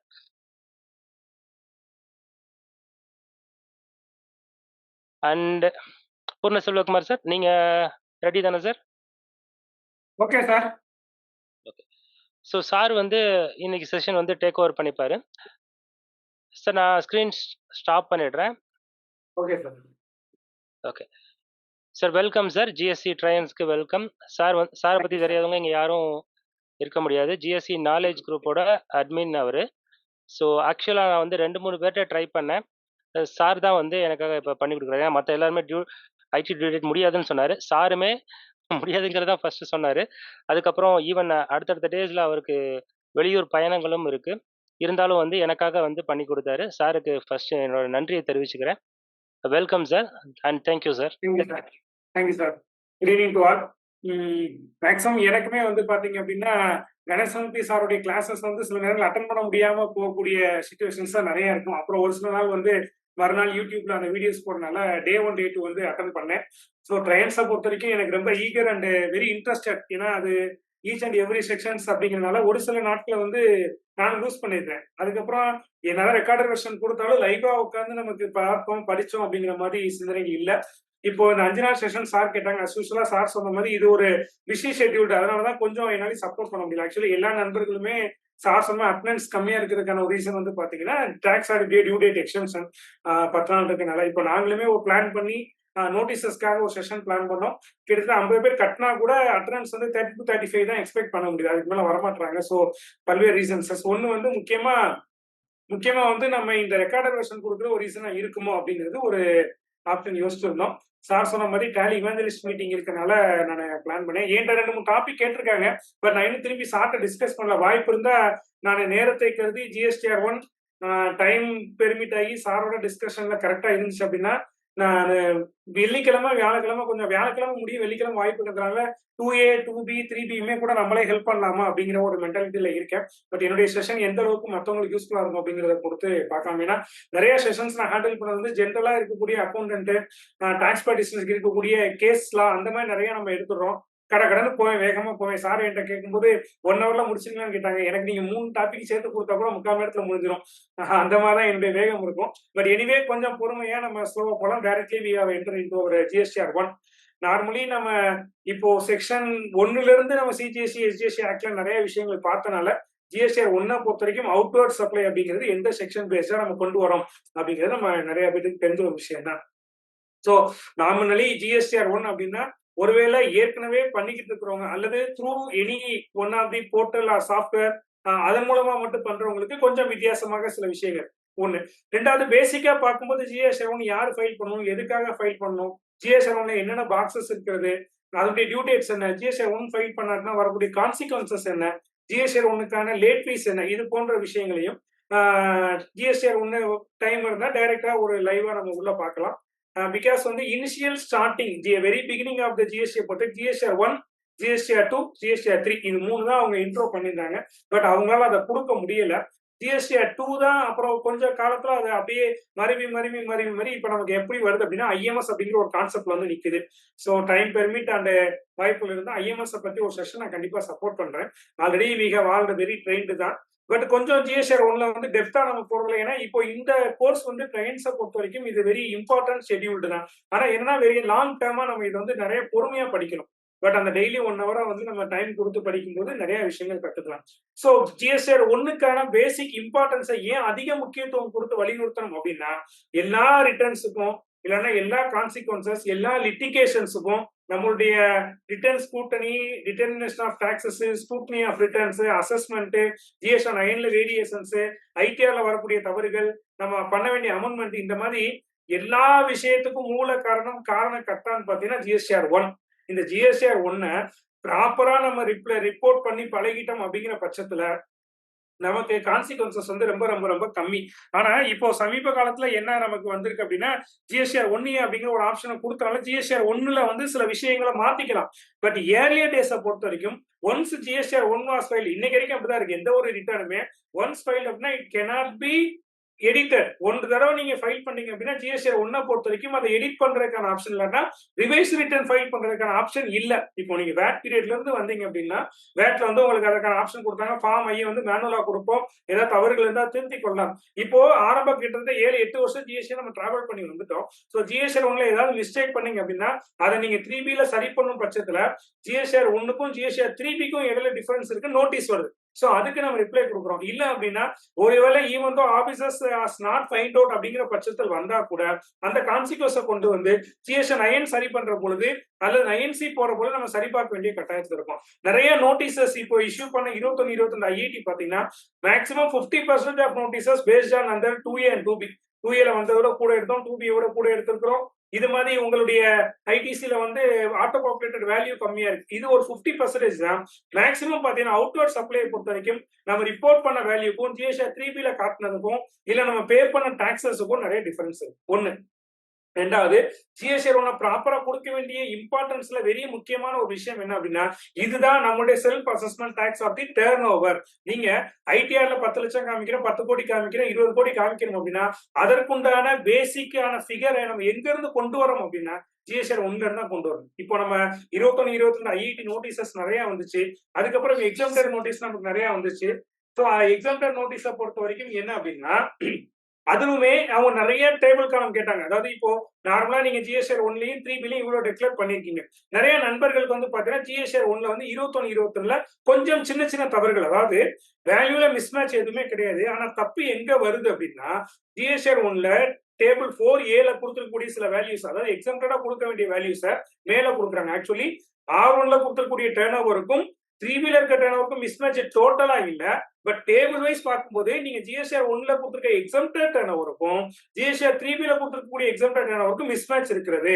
சோ அதனால நீங்க இதுக்கு உண்டான எக்ஸ்பிளனேஷனை கொடுங்கன்னு கேட்டாங்க. இதுக்கு நம்ம சில டாக்குமெண்ட் கொடுக்குறோம், சில எவிடன்ஸ் சரியா சப்போர்ட்டிவ் டாக்குமெண்ட் இல்லாதனால நீங்க இதுக்கெல்லாம் வந்து PNL copy, balance sheet, ITR, bank ஸ்டேட்மெண்ட்லாம் கொடுங்கன்னு கேட்டாங்க. நிறைய நண்பர்கள் வந்து சார் இது கொடுக்கணுமா வேண்டாமா அட்டிக்லையும் கேட்டிருந்தாங்க. சார் அப்போ ஒரு ஆபீசர் வந்து இதெல்லாம் ஏன் கேட்கிறார் அப்படின்னா இதெல்லாம் பேஸ் பண்ணி தான் ஜிஎஸ்டிஆர் 1ல இந்த டர்ன் ஓவரை டிக்ளேர் பண்றீங்க. நான் திரும்பவும் சொல்ற விஷயம் ஜிஎஸ்டிஆர் 1க்கான இம்பார்ட்டன்ஸ் எங்க இருந்து வருது அப்படின்னா நம்ம டர்ன் ஓவர் டிக்ளரேஷன் பண்றது, செல்ஃப் அசஸ்மெண்ட் டாக்ஸ் எல்லாமே ஜிஎஸ்டிஆர் 1ல இருந்து தான் எடுக்கிறாங்க. சோ நம்முடைய பேசிக் ரிட்டர்ன் ஒரு சரியாக செய்ய வேண்டிய ஒரு விஷயம் அப்படின்னா ஜிஎஸ்டிஆர் 1 தான். அதனால அதை நம்ம மிக சரியாக பார்த்தோம் அப்படின்னா ஜிஎஸ்டிஆர் 1 அக்யூரேட்லி போடும்போது எந்த விதமான காமன் எரர்ஸ் இல்லாம, ஏன்னா ஹியூமன் எரர் அப்படிங்கிறது இயல்பாக வரக்கூடிய விஷயங்கள். சரிங்க சார், அப்படி ஒருவேளை தவறுகள் நடந்தால் என்ன செய்யலாம் அப்படிங்கிறது தான் இப்போ சமீபத்துல நம்ம கொடுத்த ஒரு வாய்ப்பு தான் ஜிஎஸ்டிஆர் 1A. அது ஒரு ரெக்டிபிகேஷன் ஒரு ஆப்ஷன். அதாவது ஜிஎஸ்டிஆர் 1ல தவறுதலா ஃபைல் பண்ணிருக்கீங்க. ஃபார் எக்ஸாம்பிள் நேரடியா சொல்லணும் சார், இந்த மாசம் என்னுடைய டர்ன் ஒரு B2Cல 10 lakhs தான். பட் அன்னோயிங்லி எங்க ஸ்டாஃபோ நானோ ஒரு தூக்க கலக்கத்திலயோ அல்லது சம் கீபோர்டு மிஸ்டேக்னாலே தெரியாம 1 கோடின்னு டைப் பண்ணிட்டோம். அப்போ ஜிஎஸ்டிஆர் 1ல ஆக்சுவல் டர்ன் ஓவர் 10 லட்சம் ரூபாய், ஆனா நான் 1 கோடி டிக்ளேர் பண்ணிருக்கேன். அப்போ ஜிஎஸ்டிஆர் 3B நான் ஃபைல் பண்ணும்போது 10 லட்சம் பண்றதா 1 கோடின்னு பண்றதா? இது ரொம்ப நாளா இருக்கிற கேள்வி. ஜிஎஸ்டிஆர் 3Bல கொண்டு போய் 1 கோடின்னு டிக்ளேர் பண்ணா அத்தனை லட்சம் ரூபாய்க்கு உண்டான டாக்ஸ் நான் கையில இருந்து கட்டணும். 10 லட்ச ரூபாய் டர்ன் ஓவர்னு அங்க திருப்பி போய் மாத்தினேன் அப்படின்னா டிபார்ட்மெண்ட்ல இருந்து நோட்டீஸ் வரும், ஸ்கூட்னில வந்து நோட்டீஸ் கொடுப்பாங்க. அப்ப அதோட லிட்டிகேஷன்ஸ் பேஸ் பண்ணும். இப்போ என்ன பண்றாங்க 1Aல இதை நீங்க சரி பண்ணிக்கங்க. 1Aல நீங்க ஏதாவது தவறு பண்ணிருக்கீங்கன்னு ஃபீல் பண்ணீங்க அப்படின்னா 1Aல போய் நீங்க உங்க ஆல்டரேஷனா பண்ணிட்டு வாங்கன்னு ஒரு ஆப்ஷன் கொடுக்குறாங்க. So GSTR 1 is the very very very basic return. So ரிட்டர்னை பொறுத்த வரைக்கும் 2 கான்சிக்வன்ஸா பிரிக்கிறது. ஒன்னு அவுட்வர்ட் சப்ளை, ரெண்டாவது இன்வர்ட் சப்ளை. அவுட்வர்ட் சப்ளை அப்படிங்கிறது ஜிஎஸ்டிஆர் 1, இன்வர்ட் சப்ளை அப்படிங்கிறது நமக்கு தெரியும் ஜிஎஸ்டிஆர் 2A, 2B, ஜிஎஸ்டிஆர் 3Bல அதை ஆஃப்செட் பண்றோம். சோ இத monthly return first outward supply பொறுத்த வரைக்கும் நம்ம மந்த்லி ரிட்டர்ன்ல கொண்டு வரோம். அதுக்கப்புறம் அனுவல் ரிட்டர்னுக்கு அந்த தகவல் நம்ம கொண்டு போறோம். So basically we are filing the GSTR 1. அது எங்க நம்மள கைட் பண்ணி கொண்டு போகுது அப்படின்னா என்னுடைய அவுட்வர்ட் சப்ளை நான் டிக்ளேர் பண்ணிருக்கேன். again I use the word self assessment tax. அந்த நம்ம டிக்ளேர் பண்ணிருக்கோம். இந்த டர்ன் ஓவர் உங்களுடைய டிபார்ட்மெண்ட் நம்மளுடைய பேங்க் ஸ்டேட்மெண்ட்டையோ அல்லது வேற ஏதாவது ஒரு விஷயங்களை பிளான் பண்ணி அவங்க எடுத்து கொடுத்த டர்ன் ஓவர் இல்ல, நீங்களா உங்களுடைய புக் ஆஃப் அக்கௌண்ட்ஸ் அனலைஸ் பண்ணி ஃபைனலைஸ் பண்ணி நீங்க இந்த மாசம் நாங்க இவ்வளவுக்கு தான் வித்தோம் அப்படிங்கிற தகவலை ஒரு இன்ஃபர்மேஷனை கவர்மெண்ட்டுக்கு நம்ம கொடுக்கக்கூடிய ரிட்டர்ன், கொடுக்கக்கூடிய இன்ஃபர்மேஷன் ஸ்டேட்மெண்ட் தான் ஜிஎஸ்டிஆர் 1. ஸோ அதை மிக சரியாக போடணும். ஸோ ஜிஎஸ்டிஆர் 1 அப்படிங்கிறது outward supply, GSTR 2A 2B inward சப்ளைல வரக்கூடிய விஷயங்கள். இதை மந்த்லி ரிட்டர்ன், இந்த மந்த்லி ரிட்டர்ன் தான் என்னுடைய அனுவல் ரிட்டர்னாகவும் சுவிச் ஓவர் ஆகுது. ஃபைனல் ரிட்டர்னுக்கு இதுக்கும் எந்த ரிலேஷன்ஷிப்பும் இல்ல. ஒருவேளை தேவை ஏற்பட்டா ஜிஎஸ்டி சரண்டர் ஆகும் பட்சத்தில் ஃபைனல் ரிட்டர்னுக்கு போறோம். அப்போ ஜிஎஸ்டிஆர் 1 நீங்க தாக்கல் செய்ய முடியாது. அதுக்கப்புறம் அதான் அதுல இருக்கக்கூடிய ரிட்டர்ன். சுருக்கமா சொல்லணும், ஒவ்வொரு காலத்துக்கும் டேபிளுக்கு போறதுக்கு முன்னாடி உங்க மனசுல சிம்பிளா ஜிஎஸ்டிஆர் 1 பத்தி பதிய வைக்கணும் அப்படின்னா இந்த ஸ்கிரீன்ஷாட் போதுமானது. இந்த பிபிடியை நம்ம சேட் பாக்ஸ்ல பிடிஎஃப் கன்வெர்ட் பண்ணி உங்களுக்கு நான் கொடுத்துருக்கிறேன். எகைன் நான் சாருக்கும் அனுப்புறேன். சார் நம்ம ட்ரைன்ஸ் குரூப்லயும் ஷேர் பண்ணுவாங்க. What is GSTR 1? First of all நமக்கு வரக்கூடிய ஒரு கேள்வி, GST return to report all sales. Sir இதுல வந்து கேஷியரை மட்டும் சொன்னா போதுமா, கிரெடிட் சேலை மட்டும் சொன்னா போதுமா, எக்ஸாம்டரை மட்டும் காட்டினா போதுமா, டாக்ஸபிள் குட்ஸை மட்டும் சொன்னா போதுமா, சேல்ஸ் ரிட்டர்னை சொல்லணுமா வேண்டாமா? இந்த கேள்விகள், இந்த குழப்பங்களுக்கு எல்லாம் தீர்வு ஒரே வரியில பதில். GSTR 1 is a return to report all the outward supply. திரும்பவும் சொல்றேன், ஒரு GSTR 1 அப்படிங்கிறது என்ன அப்படின்னா, எனக்கு நடந்திருக்கக்கூடிய டாக்ஸபிள் சேலை மட்டும் சொன்னா போதும் இல்ல சார், எக்ஸம்டட் சேலை மட்டும் காட்டினா போதும் அதுவும் இல்ல, கேஷ் சேலை மட்டும் கொடுத்தா போதுமா அப்படி இல்ல, இல்ல சார் நான் விரும்பக்கூடிய சேல்ஸை மட்டும் கொடுத்துட்டு அடுத்த மாசம் பாதி காமிக்கலாமா, செய்ய முடியாது. GST return to report all sales, உங்களுடைய அத்தனை outward supply, it may be service or goods, எதுவாக இருந்தாலும் சரி அதை தெரிவிப்பதற்கான ஒரு படிவம், ஒரு நமுனா தான் GSTR 1. சரிங்க சார், இது யார் சார் ஃபைல் பண்ணணும் அப்படின்னா ரெண்டு கேட்டகரி சார். ஒன்னு all GST register tax payer, எல்லா ஜிஎஸ்டி நம்பர் எடுத்தவங்க பண்ணணும். ஆனா காம்போசிஷன் ஸ்கீம்ல இருக்கிற மட்டும் பண்ண வேண்டாம். நம்ம தொடர்ந்து இன்னும் சில நிமிடங்கள் நமக்கு இருக்கிறதுனால கொஞ்சம் பொறுமையா மெதுவாகவும் டீட்டெயிலா நம்ம டிஸ்கஸ் பண்ண போறோம். பிகாஸ் தியரி உங்களுக்கு புரிய வச்சுட்டு நான் ஆன்லைன்ல டெமோக்கு நான் போறேன். அதனால இப்போ எல்லா ஜிஎஸ்டி ரெஜிஸ்டர் டாக்ஸ் பேயரும் ஜிஎஸ்டிஆர் 1 பண்ணுவாங்க. QRMP ஸ்கீம்ல இருந்தாலும் கூட, QRMP இருந்தாலும் ஜிஎஸ்டிஆர் 1 கொடுக்கணும். காம்போசிஷன் டீலருக்கு மட்டும் ஜிஎஸ்டிஆர் 1 தேவையில்லை. ஃபைலிங் ஃப்ரீக்வன்சி அப்படின்னு பாத்தீங்கன்னா மேக்சிமம் மந்த்லிக்கு வந்துட்டாங்க. ஏன்னா QRMP ஸ்கீம்ல வந்து மரியாதை இருக்கிற முருகேசனையா இருக்கும் போதே சொல்லுவாங்க QRMP இருந்து வெளியே வந்துருங்க. ஏன்னா அது பிராக்டிக்கலா பார்க்கும்போது நீங்க 3 மாசத்துக்கு ஒரு ரிட்டர்ன் போட்டீங்க அப்படின்னா உங்க வணிகத்தை போய் சம்பளம் வாங்குறது அப்படித்தான் வாங்குவீங்க. சோ மந்த் வைஸ்ல ப்ராப்ளம் வரும். ஒருவேளை IAF நீங்க கொடுக்காம மறந்துட்டீங்க அப்படின்னா உங்களுடைய ரிசிபியன்ட்டுக்கு அந்த இன்புட் சரியான நேரத்துல கிடைக்காம போகும். இந்த மாதிரி கான்சிக்வன்சஸ்க்காக என்ன சொன்னாங்க அப்படின்னா QRMP இருந்து வெளியே வாங்கன்னு சொன்னாங்க. பட் இன்னும் சில நண்பர்கள் QRMP ரீடைன் பண்ணிக்கிட்டு இருக்காங்க. சோ ஃபைலிங் ஃப்ரீக்வன்சியை ரெண்டு கேட்டகரியா பிரிக்கணும். ஒன்னு மந்த்லி, ரெண்டாவது குவார்டர்லி. மந்த்லி டர்ன் ஓவர் அப்படிங்கிறது எபோவ் 5 crores, ஆனா ₹1 டர்ன் ஓவர் பண்றதும் போகலாம். பட் QRMP அப்படிங்கிறது பிலோ 5 crores இருக்கவங்க மட்டும்தான் அந்த QRMP ரீட்டைன் ஆக முடியும். டர்ன் ஓவர் கூட போகும் பட்சத்துல அவங்க QRMP ரீட்டைன் ஆக முடியாது. மந்த்லி ஃப்ரீக்வன்சி தான் சுவிட்ச் ஓவர் ஆகணும். So what is GSTR 1? It is a return to report all the sales. Who needs to file GSTR 1? All GST registered taxpayer except composition ஸ்கீம்ல இருக்கிறவங்க. ஃபைலிங் ஃப்ரீக்வன்சி ரெண்டு கேட்டகரியா கொடுத்துருக்கோம். ஒன்னு மந்த்லியும் file பண்ணலாம், QRMPலையும் ஃபைல் பண்ணலாம். But which is best option அப்படின்னு கேட்டீங்கன்னா, as a tax பிராக்டிசர், as அட்வைசரா நான் உங்களுக்கு சொல்றேன், மந்த்லி ரிட்டர்ன் தான் மிக மிக மிக சிறந்தது. ரொம்ப எளிமையான ஒரு படிவம், ரொம்ப ஈஸியா நம்ம ஒர்க் அவுட் பண்ணி தாக்கல் பண்ணுவதற்கு இட் இஸ் எனஃப். ஒன். சரிங்க சார், இப்போ எல்லா ரிட்டர்னுக்கும் டியூ டேட் இருக்கிற மாதிரி ஜிஎஸ்டிஆர் 1க்கு இருக்கா, இல்ல நம்ம எப்ப வேணாலும் விருப்பத்தின் அடிப்படையில் நம்ம சேல்ஸை டிக்ளேர் பண்ணலாமா அப்படின்னா அப்படி செய்ய முடியாது. மந்த்லி ரிட்டர்னை பொறுத்த வரைக்கும் ஒவ்வொரு மாதமும் 11ஆம் தேதி, அதாவது சப்சிக்வெண்ட் மந்த், ஜூன் மாச ரிட்டர்னை ஜூலை 11க்குள்ள கொடுக்கணும், ஜூலை ரிட்டர்னை ஆகஸ்ட் 11க்குள்ள கொடுக்கணும். இந்த மாதிரி ஈச் அண்ட் எவ்ரி மந்தோட ரிட்டர்னையும் 11th ஆஃப் தி நெக்ஸ்ட் மந்த்துக்குள்ள கட்டாயம் ஃபைல் பண்ணணும்.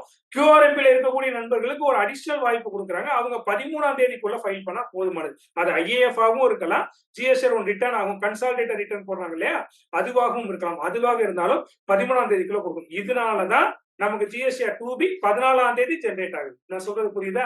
நம்ம நினைக்கிறோம் சார் 11ஆம் தேதி நாங்க தான் கொடுத்துடுறோமே, 14ஆம் தேதி ரிட்டர்ன் ஃபைல் பண்ணா ஏன் சார் 12ஆம் தேதி 2B வரக்கூடாது அப்படின்னா, QRMP ஸ்கீம்ல இருக்கிறவங்க IAF ஃபார்ம் வந்து 13ஆம் தேதி தான் ஃபைல் பண்றாங்க. அதனால நமக்கு 14ஆம் தேதி தான் GSTR 2B வந்து ஜெனரேட் ஆகுது. சிம்பிளா புரிஞ்சுக்கணும் சார். நான் வந்து A அப்படிங்கிற ஒரு லிமிட்டட் வந்து ₹1,00,000 பிளஸ் GST போட்டு ரிப்போர்ட் பண்றேன். Bக்கு வந்து ₹50,000 பிளஸ் GST போட்டு ரிப்போர்ட் பண்றேன். இவங்க ரெண்டு பேரும் GST ரெஜிஸ்டர்ட் பார்ட்டி. இப்போ ஒரு கன்சியூமர், ஒரு எண்ட் யூசர், ஒரு கணேசமூர்த்தி சார், ஒரு செல்வகுமார், ஒரு பிரபாகர், ஒரு ஸ்ரீராம் சாருக்கு வந்து ₹10,000 பிளஸ் GST கொடுத்துருக்கேன். இதுல ஏக்கு கொடுத்தது மட்டும் சொன்னா போதுமா, பிக்கு கொடுத்தது மட்டும் சொன்னா போதுமா, இல்ல ஏபியோட சேல்ஸ் மட்டும் டோட்டல் போட்டு ரெஃபர் பண்ணா போதுமா, ரெண்டையும் ஹைட் பண்ணிட்டு கன்சியூமர் கொடுத்தது மட்டும் சொன்னா போதுமா, இதுக்கு ஏதாவது மல்டிபிள் ஃபார்ம்ஸ் இருக்கு அப்படின்னா நோ. எல்லா சேல்ஸும், all sales must be reported in GSTR 1. So GSTR 1 பொறுத்த வரைக்கும் நீங்க உங்களுடைய அத்தனை அவுட்வர்ட் சப்ளையும் கட்டாயமாக வித்து வரவுன்னு தமிழ்ல சொல்லலாம். அத்தனையும் கண்டிப்பாக ரிப்போர்ட் பண்ணணும். அது எக்ஸம்டட் சேல்ஸா இருக்கலாம், டாக்ஸபிள் சேலாக இருக்கலாம், அல்லது டாக்ஸ் வைஸ் மல்டிபிள் டாக்ஸா இருக்கலாம், B2B B2C ஆக இருக்கலாம், கேஷா வாங்கினாரு, கிரெடிட்டா வாங்கினாரு, கவுண்டர்ல வாங்கினாரு, நான் லாரியில அமிச்சேன். இது போன்ற எந்த பிரிவினைகளையும் உங்க புக் ஆஃப் அக்கவுண்ட்ஸ்ல உங்களுக்கு தேவையை ஏற்பாடு போல நீங்க எழுதிக்கலாமே தவிர கணக்கெழுது முறைகளில் மாற்றம் இருக்கலாம். கணக்கை கவர்மெண்ட்டுக்கு சமர்ப்பிப்பதுல எந்த விதமான மாறுபாடும் இல்லை. GSR 1 பொறுத்த வரைக்கும் உங்களுடைய அத்தனை வித்து வரவுகளும் கண்டிப்பாக கவர்மெண்ட்டுக்கு தெரிவிக்க வேண்டும். அதை தெரியப்படுத்தக்கூடிய ஒரே ஒரு ஃபார்ம் GSR 1 மட்டும்தான். மிச்சம் எந்த ஒரு இடத்துலயும் உங்களுடைய அவுட்வர்ட் சப்ளை நீங்க தெரியப்படுத்த முடியாது. நிறைய விட்டு போன டர்ன் ஓவருக்கு DSC 03 பணம் கட்டலாம், அதெல்லாம் வாய்ப்புகள் இருக்கிறது.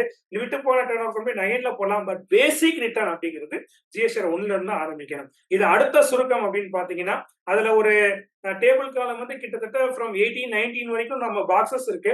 பட் மேஜரா வந்து பாத்தீங்க அப்படின்னா நம்ம ரிப்போர்ட் கண்டிப்பாக இப்ப கொடுக்கணும் அப்படின்னா இப்போ 2 காலத்தை சமீபத்துல ஒரு 3 மந்த்ஸ்க்கு முன்னாடி from I think from May or ஜூன்ல இருந்து மேண்டேட்டரி பண்ணாங்க. அதுக்கு முன்னாடி வரைக்கும் அந்த 2 டேபிள் காலம் HSN அண்ட் டாக்குமெண்ட் டேபிள் காலம் இல்லாம நிறைய ரிப்போர்ட் ஃபைல் ஆகும். பட் இப்போ அப்படி ஃபைல் பண்ண முடியாது.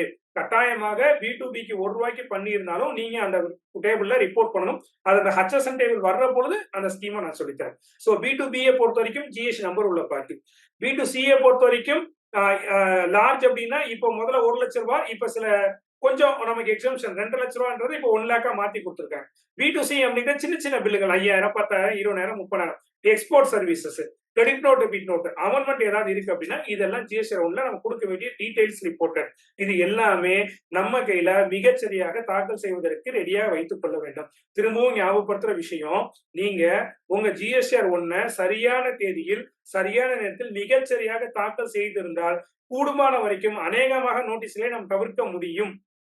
GSR 1 ப்ராப்பரா போட்டவங்களுக்கு நோட்டீஸே மேக்ஸிமம் வரல சார். கொஞ்சம் அதுல லிட்டிகேஷன்ஸ் இருக்கவங்களுக்கு மட்டும்தான் ப்ராப்ளம் இருக்குது. சோ இது எதனால சார் ரொம்ப ரொம்ப ரொம்ப இம்பார்ட்டன்ட், நம்மளுடைய அவுட்வர்ட் சப்ளை நம்ம கொடுக்கறதுனால நமக்கு தானே பெனிஃபிட் அப்படின்னா not only for our own benefit.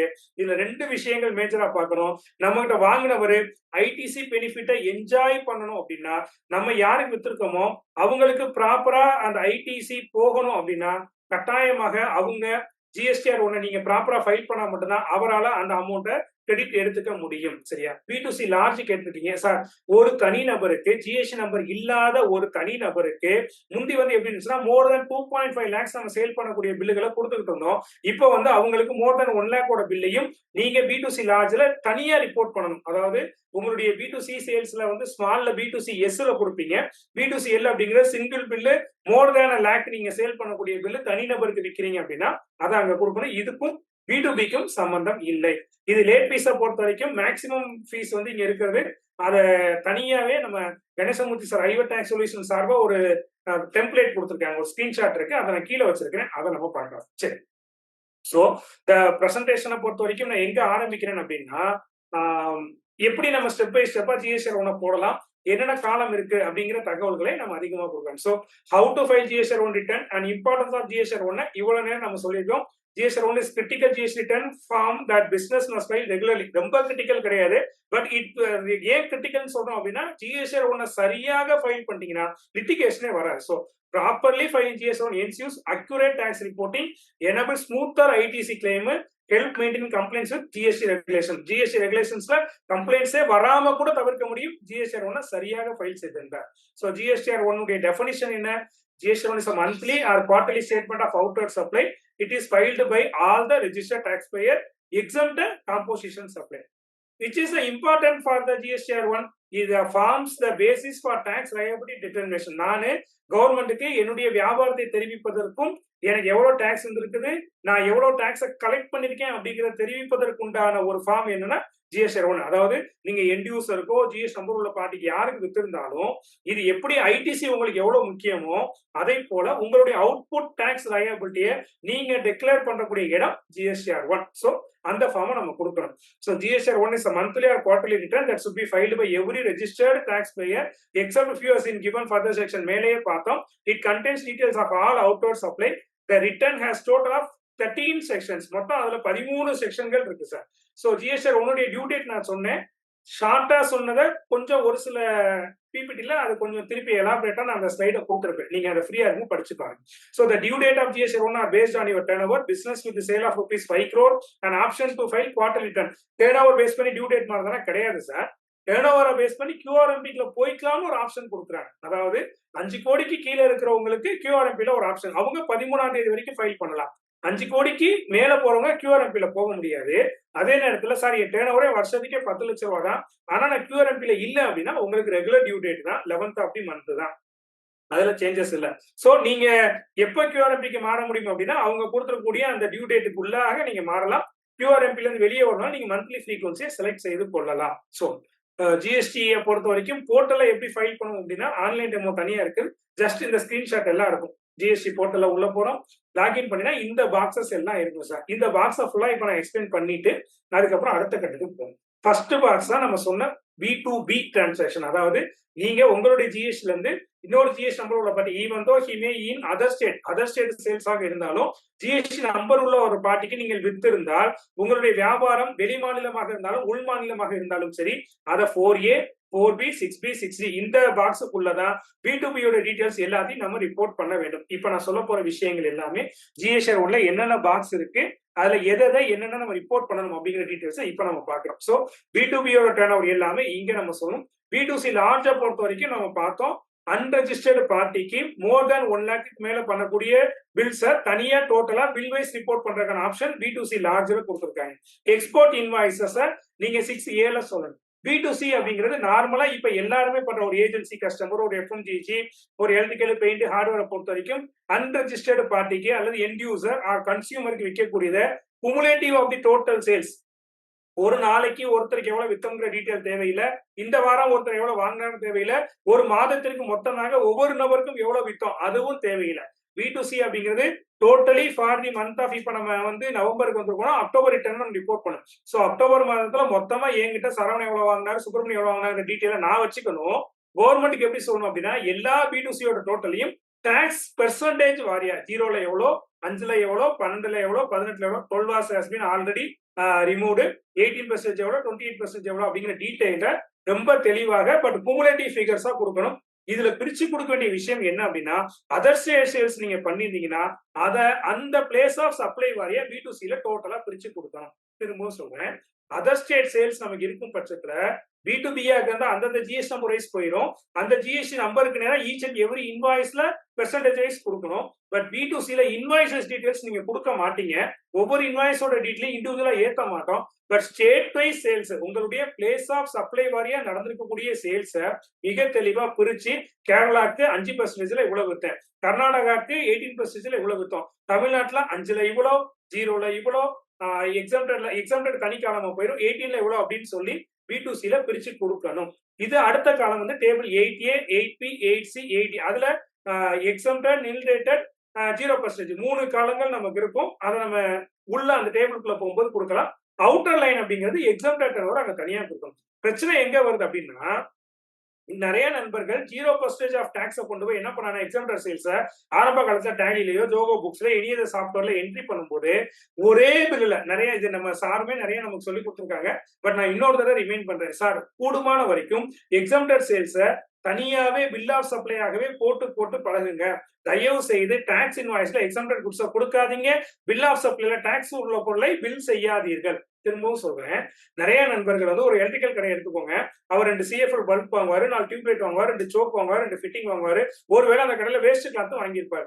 இல்ல ஒரு க்ரோசரி ஷாப் எடுத்துக்கோங்க ஒரு பாடி ஸ்ப்ரே வாங்கியிருப்பாங்க ஒரு மில்க் வாங்கியிருப்பாரு கொஞ்சம் வெஜிடபிள்ஸ் வாங்கியிருப்பாரு அப்படின்னா இதுல சின்ன சின்ன கடைகளை பொறுத்திருக்கிற வழி இல்ல அவங்க சாப்பிடல அப்படிதான் போட முடியும். பட் அஸ் அ டாக்ஸ் பிராக்டிஸ்னரா ஒரு அக்கௌண்டன்டா நம்ம என்ன பண்ணணும் அப்படின்னா அந்த 4A 4B பாக்ஸுக்குள்ள நீங்க முடிஞ்ச வரைக்கும் இந்த ஒரே இன்வாய்ஸ்ல இருக்கக்கூடியதை ஸ்பிளிட் அவுட் பண்ணி பழகுங்க. டாக்ஸ் இன்வாய்ஸ்ல டாக்ஸபிள் குட்ஸை மட்டும் பில் பண்ணி பில் ஆஃப் சப்ளைல தனியா எக்ஸாம்டட் குட்ஸை போட்டீங்கன்னா டேபிள் 8ல ப்ராப்பரா ரிப்போர்ட் பண்ணலாம். அப்படி இந்த பில் ஆஃப் சப்ளை கொண்டு போய் அந்த மேல உள்ள பில்லுல போட்டு அதை கொண்டு போய் 4A 4B கொடுத்ததுடைய விளைவு தான் நம்ம எக்ஸாம்டட் ஒரு ஜிஎஸ்ஆர் 1க்கும் ஜிஎஸ்ஆர் 3க்கும் டிஃபரன்ஸ் நிறைய வந்துச்சு. ரைட்டா? அடுத்து 9B அப்படிங்கிறது credit note debit note registered party. ஏற்கனவே ஒரு இந்த நிதியாண்டு அல்லது போன நிதியாண்டுல இந்த வருஷம் அக்டோபருக்குள்ள அதாவது நவம்பர் 30ஆம் தேதி அக்டோபர் ரிட்டர்ன் நம்ம எடுத்துக்கிறோம். ஸோ சேஞ்சஸுக்கு இடையில சில முக்கியமான கருத்துக்களை சொல்லிடுவேன், கொஞ்சம் கவனிச்சுக்கோங்க. ஒரு ஒரு வருஷத்தினுடைய ஜிஎஸ்ஆர் 1ல கொடுத்த தகவல்களை நீங்கள் அடுத்த நிதியாண்டு எப்போ வரைக்கும் சரி பண்ணலாம் அப்படின்னா நவம்பர் 30. பட் அதை பொறுத்த வரைக்கும் நீங்க எப்பக்குள்ள கொடுக்கணும்னா அக்டோபர் ரிட்டர்ன் மூலமா மட்டும்தான் செய்ய முடியும். அதனால சொல்றேன். சோ ரெஜிஸ்டர்டு கிரெடிட் நோட் பார்ட்டிக்கு சேல்ஸ் நீங்க பண்ண வேல்யூவை டிக்ரீஸ் பண்ணாலும் சரி அல்லது இன்க்ரீஸ் பண்ணாலும் சரி, ஈவன் தோ அது debit note or credit note எதுவாக இருந்தாலும் அதை செலக்ட் பண்ணி 9B ல கொடுக்கணும். Unregistered party credit note debit நோட்டை 9B ல சொல்லணும். ஆனா நிறைய நண்பர்கள் நம்ம எப்படி பிராக்டிஸ் பண்றோம் அப்படின்னா அதை B2C சேல்ஸ்லயே மேக்ஸிமம் நம்ம மைனஸ் பண்ணி தான் போட்டுக்கிட்டு இருக்கோம். ஆனா ஒருவேளை எனக்கு இந்த மாசம் சேல்ஸை விட சேல்ஸ் ரிட்டர்ன் அதிகமாக இருக்கும் பட்சத்தில், கொஞ்சம் கவனிங்க சார், இந்த மாதம் என்னுடைய சேல்ஸை விட சேல்ஸ் ரிட்டர்ன் அதிகமாக இருக்கும் பட்சத்தில் நான் இங்க கிரெடிட் நோட்ல தனியா தான் டிக்ளேர் பண்ண வேண்டும். ஒருவேளை 10 லட்ச ரூபா சேல்ஸ் 2 லட்ச ரூபா கிரெடிட் நோட் B2C இருக்குன்னா நீங்க டர்ன் ஓவர் 8 லட்சமா டிக்ளேர் பண்ணலாம். 2 லட்ச ரூபா டர்ன் ஓவர் 12 லட்ச ரூபா CN இருக்கு அப்படின்னா நீங்க 9B ல தான் நீங்க ரிப்போர்ட் பண்ண வேண்டும். அதே மாதிரி 11A அப்படிங்கிறது டாக்ஸ் லயபிலிட்டி அட்வான்சஸ் ரிசீவ்டு. ரெண்டே கான்செப்ட் அந்த டேபிளை பொறுத்த வரைக்கும். ஆரம்ப காலகட்டங்கள் எப்படி இருந்துச்சு அப்படின்னா, இப்போ நீங்க குட்ஸுக்கோ சர்வீஸுக்கோ அட்வான்ஸ் வாங்குறீங்க அப்படின்னா அந்த வாங்கின அட்வான்ஸுக்கு அட்வான்ஸ் வாங்கின மாதமே நீங்க ரிப்போர்ட் பண்ணி அதற்கு உண்டான டாக்ஸை 3B ல கட்டணும் அப்படிங்கிற ஒரு ரூல் இருந்தது. பட் குட்ஸுக்கு உண்டான அட்வான்ஸுக்கு டாக்ஸ் கட்டுறதை வித்ரா பண்ணிட்டாங்க, சன்செட் ஆயிடுச்சு. பட் சர்வீஸை பொறுத்த வரைக்கும், ஃபார் எக்ஸாம்பிள் நீங்க ஒரு கான்ட்ராக்டர், ஒரு வீடு கட்டி கொடுக்குற கான்ட்ராக்டர், நீங்க 18% ஆஃப் ஸ்லாப்ல இருக்கிறீங்க, ஒருத்தட்ட 10 லட்ச ரூபாய் இந்த மாசம் அட்வான்ஸ் வாங்கிட்டீங்க. பட் இனிமே தான் நீங்க பில்லு 2 மாசம் கழிச்சு இஷ்யூ பண்ண போறீங்க அப்படின்னா டேட் ஆஃப் தி இன்வாய்ஸ் இங்க கால்குலேஷன் வராது. நீங்க டாக்ஸ் லயபிலிட்டி உங்களுக்கு எப்ப ரைஸ் ஆகும் அப்படின்னா நீங்க அட்வான்ஸ் வாங்கின மாதமே அதை போர்ட்டல்ல தெரிவிச்சு உங்களுக்கு புக் ஆஃப் அக்கௌண்ட்ஸ்ல எப்ப அக்கௌண்ட் பண்ணீங்களோ அந்த டேட் அடிப்படையில இங்க அட்வான்சஸ் நீங்க சொல்லி பில் போடும்போது அட்ஜஸ்ட் பண்ற டேபிள் காரணம் 11B. ரெண்டுக்கு இருக்க வித்தியாசம் புரியுதா? 11A வந்து இப்ப குட்ஸுக்கு அட்வான்சஸ்க்கு கட்ட வேண்டிய அவசியம் இல்லை, சர்வீஸ்க்கு மட்டும் கட்டினா போதும். சர்வீஸுக்கு நீங்க அட்வான்ஸ்ல இப்ப பே பண்ணிட்டு எப்போ நீங்க அந்த பில்ல ரைஸ் பண்றீங்களோ அப்ப நீங்க அதுக்கு உண்டான அட்ஜஸ்ட்மெண்ட்டை போய் நீங்க வந்து சரி பண்ணால் போதுமானது. ரொம்ப முக்கியமான பிரச்சனை எங்க வருது அப்படின்னா HSN சம்மரி. சார் HSN சம்மரியை பொறுத்த வரைக்கும் ரெண்டே கேள்விதான் சார் நீங்க கேட்கணும். ரெண்டு கேள்வியில எது முக்கியம் அப்படின்னா லாஸ்ட் பினான்ஸ்ல என் டர்ன் ஓவர் எவ்வளவு, நான் வந்து 5 கோடிக்கு மேல பண்ணிருக்கேன், 5 கோடிக்கு கீழே பண்ணிருக்கேன், இது லாஸ்ட் பினான்சியல் இயர்ல நான் கேட்க வேண்டிய கேள்வி. 5 கோடிக்கு மேல பண்ணிருந்தா இந்த வருஷம் 2வது கேள்வியே தேவையில்லை. நான் B2B பண்ணாலும் B2C பண்ணாலும் கட்டாயமாக HSN சம்மரி ரிப்போர்ட் பண்ணி தான் ஆகணும். சரிங்க சார், போன வருஷம் என் டர்ன் ஓவர் 1 கோடி ரூபாய் தான் அப்படின்னா நீங்க இப்ப இன்னொரு கேள்வி கேட்கணும். போன வருஷம் உங்க டர்ன் ஓவர் 1 கோடி ரூபாய் தான், 5 கோடியை தாண்டல. இந்த மாசம் உங்க டர்ன் ஓவர்ல B2B இருக்கா B2C மட்டும் தான் இருக்கா? So preceding financial year turnover if not crossed 5 crores and this month turnover has not contained B2B அப்படின்னா HSN summary is not mandatory. புரிஞ்சுக்கிட்டீங்களா? போன வருஷம் பினான்சியல் டர்ன் ஓவர் போன நிதியாண்டுல 5 கோடியை தாண்டாம இருந்து இந்த வருஷம் இந்த மாசம் என் டர்ன் ஓவர்ல B2B இல்லாம இருந்தா HSN summary is not mandatory. ஆனா போன வருஷம் நான் என்ன டர்ன் ஓவர் பண்ணாலும் பண்ணலைனாலும் இந்த மாசம் என் டர்ன் ஓவர்ல B2B இருந்தா போர்ட்டலே உங்களை B2B டர்ன் ஓவருக்கு HSN ரிப்போர்ட் பண்ணாம அடுத்த காலத்துக்கு போடுறதுக்கு அலோ பண்ணாது. ஒன்று. அடுத்தது டேபிள் நம்பர் 13 டாக்குமெண்ட் இஷ்யூடு. இந்த டாக்குமெண்ட் இஷ்யூடு ரொம்ப ரொம்ப முக்கியம் சார். கட்டாயமாக டாக்குமெண்ட் நம்பரை கொடுத்துதான் ஃபைல் பண்ணணும். அது என்ன சார் டீடைல் அப்படின்னா ஃப்ரம்மும் டூவும் தான் சார், வேற எதுவுமே இல்லை. ஃப்ரம் எந்த நம்பர்ல ஆரம்பிச்சிருக்கீங்க இதுலதான் உங்களுடைய அத்தனை ரெக்கார்ட் அண்ட் ரிப்போர்ட் உள்ளே இருக்கு சார். ஃப்ரம் இந்த மாசம் 2351 நம்பர்ல பில் ஆரம்பிக்கிறேன். 3118 நம்பர் பில்லு ரெண்டையும் கழிச்சு பிளஸ் 1 போட்டீங்கன்னா டோட்டல் வந்துடும். டோட்டல் இன்வாய்ஸ் எவ்வளவு? இதுல ஏதாவது கேன்சல் பண்ணிருக்கீங்களா? ஏன் சார் கேன்சல் ஆகுது அப்படின்னா இன்னைக்கு நான் ஒரு பிளான் பண்ணி ஒருத்தருக்கு மெட்டீரியல் ரெடி பண்ணி பில் போட்டு நான் வச்சிருப்பேன் சார். பட் அன்பார்ச்சுனேட்லி ரோட்மேன் வந்திருக்க மாட்டாரு, அல்ல ஏதோ ஒரு நேச்சுரல் கெலாமிட்டி ஒரு ஹெவி ரெயின் வந்திருக்கும், நான் வந்து மெட்டீரியல் மூவ் பண்ணல, 2 நாள் ஆயிருச்சு. சோ ஏற்கனவே போட்ட ப்ரீவியஸ் பில்ல வச்சு அனுப்ப வேண்டாம்னு சொல்லிட்டு அந்த பில்லை கேன்சல் பண்ணிட்டு ஃப்ரெஷ்ஷா 2 நாள் கழிச்சு நான் பில் போடும்போது இந்த கேன்சல்டு இன்வாய்சஸ் உண்டான டீடைலும், அதாவது அந்த வேல்யூவை நீங்க கொடுக்க மாட்டீங்க, கேன்சல்டு இன்வாய்சஸ் உண்டான டீடைலையும் நம்பரை நீங்க கட்டாயமாக எத்தனை இன்வாய்ஸ் கேன்சல் பண்ணீங்க அப்படிங்கிற டீடைல அங்க தெரிவிக்க வேண்டும். சில நேரங்கள்ல நீங்க இவே பில் போட்டு கேன்சல் பண்ணீங்க அப்படின்னா மோர் தேன் த பெர்சன்டேஜ் ஆஃப் 10% ஆர் 15%, அதாவது டேர்ன் ஓவர் வேல்யூல இப்போ 1 கோடி ரூபாய் உங்க டேர்ன் ஓவர், நீங்க ஒரு 10-15 இவே பில்ல கேன்சல் பண்றீங்க அப்படின்னா இவே பில் குவான்டிட்டி அடிப்படையில் பிரச்சனை வராது. கேன்சல் பண்ண இவே பில்லுடைய வேல்யூ எடுத்து பார்க்கும்போது more than 10 to 15% of the turnover இருக்கு அப்படின்னா நமக்கு நிறைய கிரிட்டிசிசம் வர்றதுக்கான வாய்ப்புகள் உண்டு. ஸோ டாக்குமெண்ட் இஷ்யூட கவனமா கொடுங்க. எந்த பில்ல இருந்து எந்த பில் வரைக்கும் போட்டிருக்கீங்க அப்படிங்கிற டீட்டெயில ரொம்ப தெளிவா கொடுங்க. ஏன்னா இதை வந்து போன மாச பில் விட்டு போனது இந்த மாசம் சேர்த்தேன், இந்த மாச பில் அடுத்த மாசம் சேர்க்கிறேன் அப்படிங்கிற கான்சிக்வன்சஸ கொஞ்சம் ப்ராப்பரா பண்றதுக்கு ஈஸியாக இருக்கும். நார்மலா நீங்க வந்து ஆர்சிஎம் உண்டான செல்ஃப் இன்வாய்ஸ் டாக்குமெண்ட்டையும் நீங்க ஜிஎஸ்டிஆர் 1ல டாக்குமெண்ட்ல சொல்லணும். ஜிஎஸ்டிஆர் 1ல ஆர்சிஎம்ஐ தெரிவிப்பதற்கு வேற எந்த இடத்துலயும் இடமே இல்ல சார். நிறைய நண்பர்கள் அடிக்கடி இந்த டவுட் கேக்குறீங்க சார். ஜிஎஸ்டிஆர் 1 போடும்போது ஆர்சிஎம் டீடைல்ஸ் எது கொடுக்கணுமா அப்படின்னு கேட்பாங்க. ஜிஎஸ்டிஆர் 1ல ஆர்சிஎம் சம்பந்தப்பட்ட தகவல்கள் எதையும் பதிவிட வேண்டாம். ஒன்னே ஒன்னு சொல்லணும். ஆர்சிஎம்க்கு நீங்க போட்ட செல்ஃப் இன்வாய்ஸுடைய டாக்குமெண்ட் நம்பரை டேபிள் நம்பர் 13ல அதுக்குண்டான பாக்ஸ் நம்பர் 2ல நீங்க கட்டாயம் சொல்லணும். நிறைய பேர் என்ன பண்றாங்க அப்படின்னா டேபிள் நம்பர் 13 ஓபன் பண்ணி மேலேயே ஃபர்ஸ்ட் அவுட்டோர் சப்ளைல கொண்டு போய் போட்டுறாங்க. அது அவுட்டோர் சப்ளைல வராது. Inward supply from unregistered party. So டாக்குமெண்ட்லயும் அந்தந்த டேபிளுக்கு நேரா அந்தந்த டாக்குமெண்ட் நம்பரை இஷ்யூ பண்றதை தெரிவிங்க. கிரெடிட் நோட்டுக்கு தனியா ஒரு நம்பர் இருக்கு, அந்த பாக்ஸ்ல தான் சொல்லணும். அடுத்து டேபிள் 14. டேபிள் 14 அப்படிங்கிறது supply made through e commerce operator. அதாவது நம்ம இ காமர்ஸ் ஆபரேட்டர் இல்ல, இ காமர்ஸ் ஆபரேட்டர் மூலமா ஸ்விக்கி, சொமேட்டோ, ஊபர், ஓலா இந்த மாதிரி அவர்கள் மூலமாக பண்ண டிசிஎஸ் பேஸ்ட் வேல்யூஸ டேபிள் நம்பர் 14 நம்ம சொல்லணும். Table 15 is for the e commerce operation. அவங்க அதை ரிப்போர்ட் பண்ணுவாங்க. இந்த டேபிள் 14, 15 பத்தின கூடுதல் தகவல் தேவை அப்படின்னா கணேசமூர்த்தி சாருடைய யூடியூப் வீடியோ இருக்கிறது. அது ஐவர்டாக் சொல்யூஷன்ஸ்ல இருக்கு. டேபிள் 14, 15 ஏன்னா நிறைய குரூப்ல நீங்க கேட்கும்போது சார் அந்த யூடியூப் லிங்க் எடுத்து போடுறாங்க. சோ அதை நீங்க பாத்தீங்க அப்படின்னா இன்னும் கொஞ்சம் கூடுதல் தகவல்கள் உங்களுக்கு அந்த இதுல கிடைக்கும். அடுத்த செட் ஆஃப் ரெக்கார்ட்ஸ், அதாவது இது எல்லாமே மேல இயல்பா நீங்க கொடுக்க வேண்டிய விஷயங்கள். அடுத்த செட் ஆஃப் ரெக்கார்ட்ஸ் அப்படின்னு பாத்தீங்கன்னா அமெண்டட் டீடைல்ஸ் நம்ம கொடுக்கணும். அதாவது போன மாசம் தெரியாம கொடுத்த 10 லட்ச ரூபாய் இந்த மாசம் 1 லட்சமா மாத்துறேன். போன மாசம் 2 லட்ச ரூபாய் கொடுத்த பில்ல இந்த மாசம் 50,000 ரூபாய் வேல்யூவை குறைக்கிறேன். போன மாசம் செல்வகுமார் பேர்ல பண்ண பில்ல இந்த மாசம் கணேசமூர்த்தி சார் பேருக்கு மாத்தணும். போன மாசம் வந்து ஸ்ரீராம் சார் பேர்ல கொடுத்த பில்ல இந்த மாசம் விஸ்வநாத் சார் பேருக்கு மாத்தணும். இது மாதிரி செய்யக்கூடிய சேஞ்சஸ், இந்த மாதிரி அமெண்ட்மெண்ட்ஸ் எல்லாத்தையும் நீங்க ப்ராப்பரா ரிப்போர்ட் பண்ற காலம் 9A. இது 9Aல வந்து அமெண்டட் B2B இன்வாய்சஸ் டீடைல இங்க கொடுக்கணும். B2C லார்ஜ்ல அமெண்ட்மெண்ட் இருந்தாலும் அதையும் கொடுக்கலாம். எக்ஸ்போர்ட் பில் அமெண்ட் பண்ணீங்கன்னா டேபிள் 9Aல கொடுக்கணும். கிரெடிட் நோட், டெபிட் நோட், அதாவது போன மாசம் இஷ்யூ பண்ண பில்லுக்கு கிரெடிட் நோட் கொடுக்குறீங்க. அந்த கிரெடிட் நோட்டை திருப்பி அமெண்ட் பண்ணணும்னு நினைச்சீங்கன்னா 9Cல நீங்க அமெண்டட தெரிவிக்கலாம். 9C வந்து அன்ரெஜிஸ்டர்ட் பார்ட்டியோட கிரெடிட் நோட்டை தெரிவிப்பதற்கு. B2C அதர்ஸையும் 10ல அமெண்ட்மெண்ட் பண்ணி கொள்ளலாம். அதே மாதிரி 11ல வந்து அமெண்டட் டாக்ஸ் லயபிலிட்டி. நம்ம ஏற்கனவே என்ன பார்த்தோம், நம்ம ஏதாவது அட்வான்சஸ் ஃபார் சர்வீஸ்க்கு வாங்குற பொழுது அங்க நம்ம வந்து தகவல் தெரிவிக்க அதையும் மாற்றிக்கொள்ளலாம். அதே மாதிரி amendment of adjustment of advances.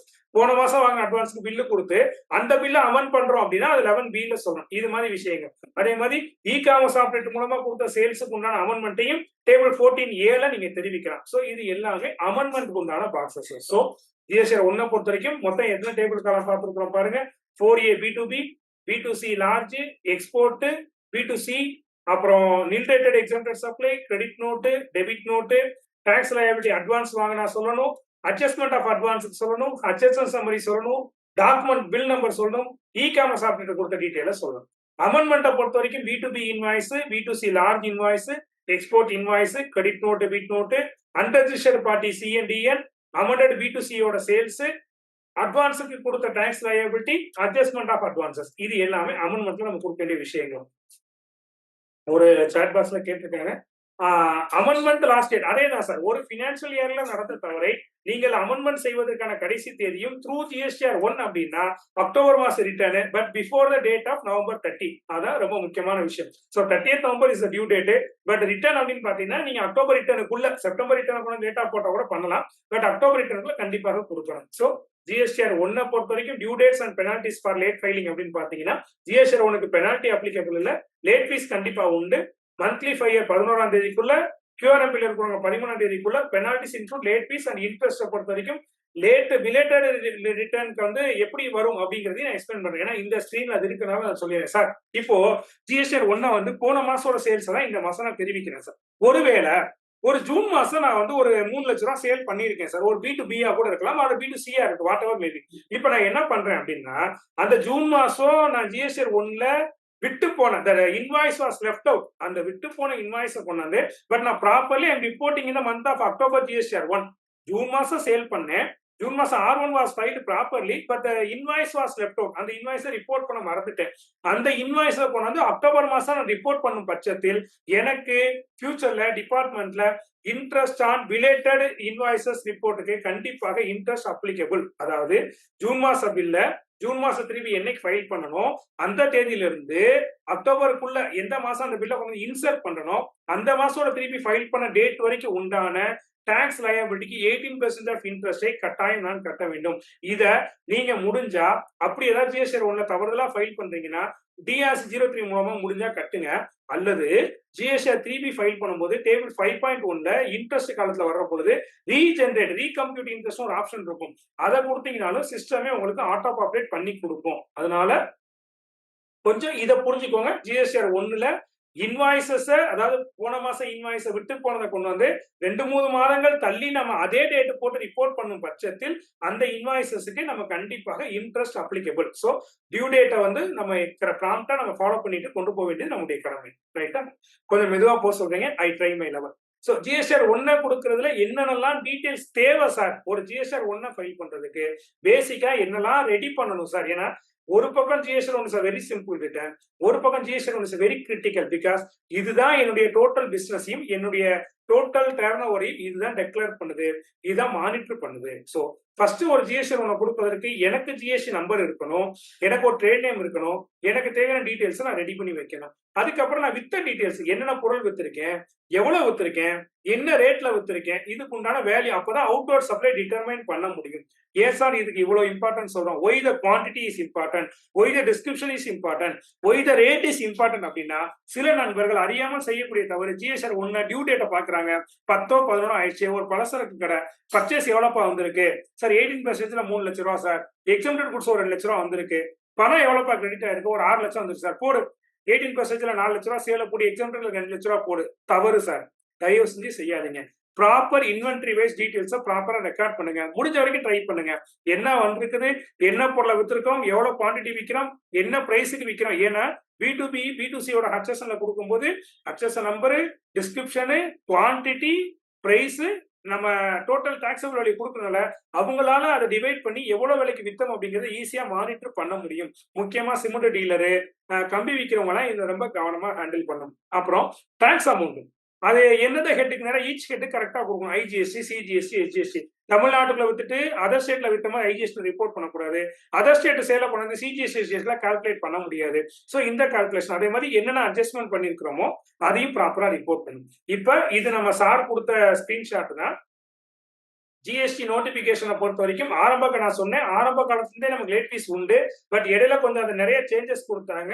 Notification number 20, 21, 22 3 notification இருக்கு. 2021 சென்ட்ரல் டாக்ஸ் அடிப்படையில் பார்க்கிற பொழுது இன்னும் தெளிவாக இன்னொரு ஸ்கிரீன்ஷாட் இருக்கும். அதாவது நம்மளுடைய டேர்ன் ஓவர் 1.5 கோடிக்கு கீழே இருக்கும் பட்சத்துல நமக்கு ஒரு அமௌண்ட் ஆஃப் லேட் ஃபீஸ் வருது.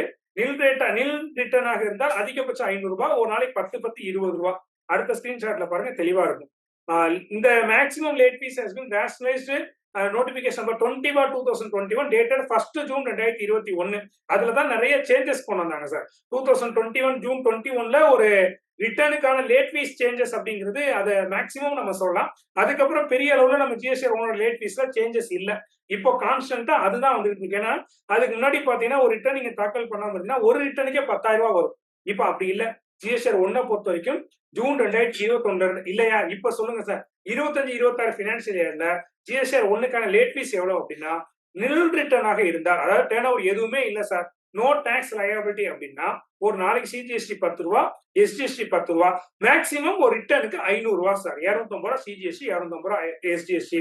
அதே மாதிரி பாத்தீங்க அப்படின்னா உங்க டேர்ன் ஓவர் 1.5 கோடி வரைக்கும் இருக்கும் பட்சத்துல இது ஐஜிஎஸ்டி லேட் ஃபீஸ் வராது. உங்க டேர்ன் ஓவர் வந்து 1.5 கோடி வரைக்கும் இருக்கும் பட்சத்துல வந்து மேக்சிமம் உங்களுக்கு வந்து ஒரு ரிட்டர்னுக்கு 2000 ரூபாய் வரைக்கும் சார்ஜ் ஆகும். 1.5 கோடியிலிருந்து 5 கோடி வரைக்கும் பண்ற பொழுது டாக்ஸ் லயபிலிட்டி நில்லாக இருந்தால் 20 ரூபாய், டாக்ஸ் ஏதாவது இருக்கு அப்படின்னா உங்களுக்கு 25, 50 ரூபாய் அல்லது மேக்ஸிமம் 5,000 வரைக்கும் நமக்கு சார்ஜ் ஆகும். அனுவல் டர்ன் ஓவர் வந்து நமக்கு 5 கோடிக்கு மேல இருந்தா பேர் ரிட்டர்னுக்கு வந்து 5,000, 10,000 வரைக்கும் ஜிஎஸ்டிஆர் 1க்கு லேட் ஃபீஸ் உண்டு. திரும்பவும் ஞாபகப்படுத்துறேன், ஜிஎஸ்டிஆர் 1க்கு லேட் ஃபீஸ் இருக்கா இல்லையானா கட்டாயம் உண்டு. ஆனா அந்த ஜிஎஸ்டிஆர் 1க்கு உண்டான லேட் ஃபீஸ ஜிஎஸ்டிஆர் 3B கட்டும் போது நீங்க கட்ட மாட்டீங்க. இண்டிவிஜுவலா தனியா டிபார்ட்மெண்ட்ல இருந்து நமக்கு நோட்டீஸ் இஷ்யூ பண்ணுவாங்க. அல்லது நம்ம டிஆர்சி 03 மூலமா கட்டி வைக்கிறது நமக்கு நல்லது, அல்லது செக்ஷன் 65 அடிப்படையில நமக்கு டிபார்ட்மெண்ட்ல இருந்து ஆடிட் வர்ற பொழுதோ அல்லது ஸ்பெஷல் ஆடிட் கண்டக்ட் பண்ற பொழுதோ எத்தனை மாதங்கள் நம்ம ஜிஎஸ்டிஆர் ஒன்று எத்தனை லேட்டா ஃபைல் பண்ணமோ அத்தனை நாளைக்கு முறையாக கணக்கீடு செய்து கட்டாயம் நம்மிடத்தில் வசூல் செய்து விடுவார்கள். டிபார்ட்மெண்ட்ல ஆடிட் வராத வரைக்கும் பிரச்சனை இல்லை, டிபார்ட்மெண்ட்ல நோட்டீஸ் இஷ்யூ ஆகாத வரைக்கும் பிரச்சனை இல்லை. 2018, 19, 20க்கு ஐஐடி நோட்டீஸ்ல கூட அவ்வளவா ஜிஎஸ்டி லேட் ஃபீஸ் வந்து கேட்கல சார். ஆனா 2021, 22 பொறுத்த வரைக்கும் யாருக்கெல்லாம் ஐஐடி நோட்டீஸ் வந்துச்சோ, முக்கியமா ஜிஎஸ்டி 9 ஃபைலர், அப்புறம் செகண்ட் செட் வந்து ஜிஎஸ்டி 9 நான் ஃபைலர்ஸ் அவங்களுக்கும் வந்துச்சு. அவங்களுக்கு யாருக்கெல்லாம் ஐஐடி நோட்டீஸ் வந்துச்சோ அவங்க எல்லாத்துக்குமே ஜிஎஸ்டி ஒன்றுக்கு உண்டான லேட் ஃபீஸுக்கு கேட்டு நோட்டீஸ் அனுப்புனாங்க. இனி வரும் நாட்களில் கொஞ்சம் கவனிங்க, இனி வரும் நாட்களில் நீங்க உங்களுக்கு எந்த விதமான ரிட்டர்ன் ஸ்கூட்னில எந்த டிஃபெக்டும் இல்லாத பட்சத்தில் ஏதாவது ஒரு மாதத்தில் ஜிஎஸ்டிஆர் 1 நீங்கள் தாமதமாக ஃபைல் செய்திருந்தால் கூட ஜிஎஸ்டிஆர் 1க்கான லேட் ஃபீஸ் மட்டும் தனியாக நோட்டீஸ் வருவதற்கான வாய்ப்புகள் அதிகம். திரும்பவும் சொல்றேன், 21, 22 ஐஐடி நோட்டீஸ் அனுப்புனவங்களுக்கு மட்டும்தான் ஜிஎஸ்டி லேட் ஃபீஸ் வந்துச்சு. இப்ப நான் 50 கேஸ் பாக்குறேன் அப்படின்னா ஒரு 20 பேருக்கு ஐஐடி நோட்டீஸ் வந்துச்சு, மிச்சம் 30 பேருக்கு வரல. அந்த 30ல ஒரு 20 பேருக்கு வந்து நான் ஜிஎஸ்டி லேட்டா தான் போட்டேன். ஆனா அவங்க யாருக்குமே எனக்கு வந்து லேட் ஃபீஸ் வரல. பட் ப்ராப்பரா போட்டவங்களுக்கு ஏதோ ஒரு மாசம் 2 நாள் தள்ளி போட்டிருந்தா கூட ஐஐடி நோட்டீஸ் இஷ்யூ ஆகிற பொழுதும் ஏஎஸ்எம்டி 10 எக்ஸாம்டட் கொடுத்தாங்க பாருங்க, அந்த நோட்டீஸ் இஷ்யூ ஆகிற பொழுதும் லேட் ஃபீஸ் வந்து நமக்கு நோட்டீஸ்ல கொடுத்தாங்க. It cost to the litigation. So GSTR 1 late ஃபீஸை பொறுத்த வரைக்கும் ஜிஎஸ்டிஆர் 3B ஃபைல் பண்ணும்போது வராது. பட் இனி வரக்கூடிய நாட்களில நீங்க எந்த லிட்டிகேஷன் இல்லாம இருந்தாலும், எந்த டிஃபெக்ட் உங்களுடைய ரிட்டர்ன்ஸ்ல எந்த விதமான ஸ்கூட்னில தவறுகள் இல்லாமல் இருந்தால் கூட ஜிஎஸ்டிஆர் 1 மட்டும் நீங்க லேட்டாக ஃபைல் செய்திருந்தால் அதற்குண்டான தாமத கட்டணத்திற்கான நோட்டீஸ் வருவதற்கான வாய்ப்புகள் அதிகம். சோ முடிஞ்ச வரைக்கும் அந்தந்த டியூ டேட்ல நீங்க ஜிஎஸ்டிஆர் 1 ஐஏஎஃப் இருந்தா 13ஆம் தேதி மந்த்லி ரெகுலர்ல இருந்தீங்கன்னா 11ஆம் தேதிக்குள்ள கட்டாயம் ஜிஎஸ்டிஆர் 1 ஃபைல் செய்து பழகுங்கள். கூடுமான வரைக்கும் அந்தந்த டேபிள் காலத்துல தவறு இல்லாம கரெக்டா ஃபைல் பண்ணுங்க. 2 விஷயம் முக்கியமா சொல்றேன், 1 டியூ டேட்டு, 2வது டேபிள்ல ப்ராப்பரா ரிப்போர்ட் பண்ணுங்க. அந்தந்த டேபிள்ல குறிப்பா எக்ஸாம்டட கொண்டு போய் மேல 4Aல கொடுக்காதீங்க. இந்த மாதிரி விஷயங்களை கொஞ்சம் கவனமா ஹேண்டில் பண்ணுங்க. இன்னும் ஹச்எஸ்எல் சம்மரிலையும் அங்க நான் சொல்ல மறந்துட்டேன், நிறைய நண்பர்கள் வந்து மொத்தத்துல எல்லா ஹச்எஸ்லையும் தூக்கி B2Bல ஏத்தி விடுறாங்க, இல்ல மொத்தமா B2Cல ஏத்தி டோட்டல் மேட்ச் ஆயிடுல, கவர்மெண்ட்டுக்கு தான் ரெவன்யூ லாஸ் இல்ல அப்படிங்கிற ஒரு கான்செப்டுக்குள்ள வரீங்க. தயவு செஞ்சு செய்யாதீங்க சார். உங்களுடைய டர்ன் ஓவரை நீங்க ப்ராம்ப்டா எடுத்துக்கிட்டு புக் ஆஃப் அக்கௌண்ட்ஸ்ல டேலி பண்ணி B2Bல என்ன டர்ன் ஓவர், B2Cல என்ன டர்ன் ஓவர், அந்தந்த ஹச்எஸ் அதுக்கு நேரா ப்ராப்பரா ரிப்போர்ட் பண்ணுங்க. பட் டாக்குமெண்ட்ல B2Bக்கு தனியா B2C தனியா நீங்க மெயின்டைன் பண்ண சொன்னா போதும். அங்க போய் எங்கேயாவது B2B B2C தனியா கொடுக்கணும் அப்படி வேண்டியதில்லை. டோட்டல் டாக்குமெண்ட் இஷ்யூட நீங்க கட்டாயம் கொடுக்கணும். சோ ஜிஎஸ்டிஆர் 1 ப்ரிப்பேர் பண்றதுக்கு என்னெல்லாம் வேணும் அப்படின்னா ஃபர்ஸ்ட் ஒரு டேட்டாவை கலெக்ட் பண்ணுங்க. நீங்க வந்து ஒரு டாக்ஸ் பிராக்டிஷனர் ஆர் அக்கௌண்டன்ட் ஒரு கடையில போய் கணக்கு எழுத போறீங்க, புதுசா நீங்க பிராக்டிஸ் பண்ண ஆரம்பிக்க அப்படின்னா எல்லா ரிலவென்ட் சேல்ஸ் அதனுடைய இன்வாய்சஸ் டிரான்சாக்ஷன் டீடைல் எல்லாத்தையும் வாங்கிட்டு வாங்க. இன்வாய்ஸை ரெகன்சில் பண்ணுங்க. எப்படி ரெகன்சில் பண்ணணும்? இப்ப நிறைய நண்பர்களுக்கு வந்து ஓரளவுக்கு நம்ம ரெடி ஆயிட்டோம். இப்ப 2 பிரச்சனையும் நம்ம முக்கியமா சந்திக்கிறோம். என்ன அப்படின்னா ஒரு 6 மந்த்ஸ் முன்னாடி, அதாவது இந்த ஹச்எஸ்என் டேபிளை வந்து மேண்டேட்டரி பண்றதுக்கு முன்னாடி வரைக்கும் நீங்க எப்படி பார்க்கலாம் அப்படின்னா ஜிஎஸ்டிஆர் 1ல உங்களுக்கு ஆக்சுவலா நீங்க போடக்கூடிய இன்வாய்ஸ் எல்லாமே ஆட்டோ பாப்புலேட் ஆகி 3ஆம் தேதி 1ஆம் தேதி வருது. சில பேருக்கு எப்படி வரும்னா 8ஆம் தேதி வரைக்கும் போன மாசம் போட்ட எல்லா இன்வாய்ஸும் வந்திருக்காரு. திடீர்னு பார்த்தீங்கன்னா நம்ம குரூப்ல கேட்பாங்க, சார் நான் 18 அன்னைக்கு போட்ட இன்வாய்ஸ் ஒண்ணுமே இன்வாய்ஸ்ல வந்து ஆட்டோ பாப்புலேட் ஆகல சார், வாய்ப்புகள் அதிகம். அப்போ முந்தி நாங்க எப்படி அதை செக் பண்ணுவோம் அப்படின்னா ஹச்எஸ்என் மேண்டேட்டரி ஆகுறதுக்கு முன்னாடி சொல்றேன், நீங்க ஜிஎஸ்டிஆர் 1க்குள்ள லாகின் பண்ணி ஃபினான்ஷியரி மந்த்லி செலக்ட் பண்ணி கீழே ஜென்ரேட் சம்மரி கொடுத்தீங்க அப்படின்னாலே எத்தனை இன்வாய்ஸ் மேல அப்லோட் ஆயிருக்கு நம்பரையும் பார்க்கலாம், என்ன வேல்யூ வந்திருக்குன்னு பார்க்கலாம். அப்போ இன்வாய்ஸ் நான் போட்டு B2Bக்கு அப்லோட் பண்ண வேல்யூ, இன்வாய்ஸ் எலிஜிபிலிட்டி உள்ளவங்களுக்கு சொல்றேன், அந்த வேல்யூவும் புக் ஆஃப் அக்கௌண்ட்ஸ்ல டேலிலயோ விங் சாஃப்ட்வேரோ எனி கம்பெனி ஆஃபீஸ்லயோ கொடுத்துக்கூடிய வேல்யூவும் மேட்ச் ஆக இருந்தா ஃபைல் ரிட்டர்னிங் வெரி ஈஸியா இருந்தது. பட் இப்போ பாத்தீங்கன்னா ஹச்எஸ்எல் சம்மரியை நான் கொடுக்காம ஜென்ரேட் சம்மரி கொடுத்து ரெஃப்ரெஷ் பண்ணி வேல்யூவை பார்க்க முடியாது. ஆனா அதுக்கு பதிலா நீங்க B2B இன்வாய்ஸ்ல போய் 73 இன்வாய்ஸ் நீங்க போட்டது அப்லோட் ஆயிருக்கா, 72 இன்வாய்ஸ் வந்திருக்குதா அப்படிங்கறத நீங்க ப்ராப்பரா செக் பண்ணலாம். அப்படி புக் ஆஃப் அக்கௌண்ட்ஸ்ல 75 இன்வாய்ஸ் இருக்கு, போர்ட்டல்ல மேல 73 தான் காமிக்கிறேன், உள்ள போய் இன்வாய்ஸஸ் வந்து நீங்க இம்போர்ட் ஃப்ரம் இன்வாய்ஸ் போர்ட்டல்ல கொடுத்தாலும் டவுன்லோட் ஆகும். அதை நீங்க ப்ராம்ப்டா செக் பண்ணி எக்ஸல் வாரியாவோ அல்லது அந்தந்த உங்களுடைய ரிசிபியன்ட் கஸ்டமர் வாரியாவோ அங்க டீடைல்ஸ் இருக்கும், ஏதாவது ஒரு இன்வாய்ஸ் அப்லோட் ஆகாம இருந்தா அந்த இன்வாய்ஸ் காப்பி எடுத்து பார்த்து அதுல QR கோட் இருக்கா, ஐஆர் நம்பர் ஜென்ரேட் ஆயிருக்கா, ஏஆர் நம்பர் ஜென்ரேட் ஆயிருக்காங்கிற டீடைல வெரிஃபை பண்ணுங்க. எவ்ரிதிங் வாஸ் கரெக்ட் அப்படின்னா நீங்க மேனுவலா பதிவேற்றம் செய்யலாம், பிரச்சனை இல்லை. ஆனா அங்க ஆட்டோ பாப்புலேட் ஆகக்கூடிய வேல்யூஸ்ல எப்படி இருக்கும் அப்படின்னா அங்க 4A பாக்ஸ்ல வரும்போது சோர்ஸ் அப்படிங்கிற இடத்துல இன்வாய்ஸ் இருக்கும். சார் அப்படி இல்லாம ஃபைல் பண்ணலாமா சார் அப்படின்னா நோ இஷ்யூ. அதனால பொதுவா என்ன அட்வைஸ் பண்றோம் அப்படின்னா 4A ஆட்டோ பாப்புலேட் ஆன வேல்யூஸை முடிஞ்ச வரைக்கும் ரீசெட் பண்ணாம ஒர்க் பண்ணுங்க. ஏன்னா நீங்க ரீசெட் பண்ணி ரெஃப்ரெஷ் பண்ணிட்டீங்கன்னா திரும்பி அந்த வேல்யூஸ் ஆட்டோ பாப்புலேட்ல வராது.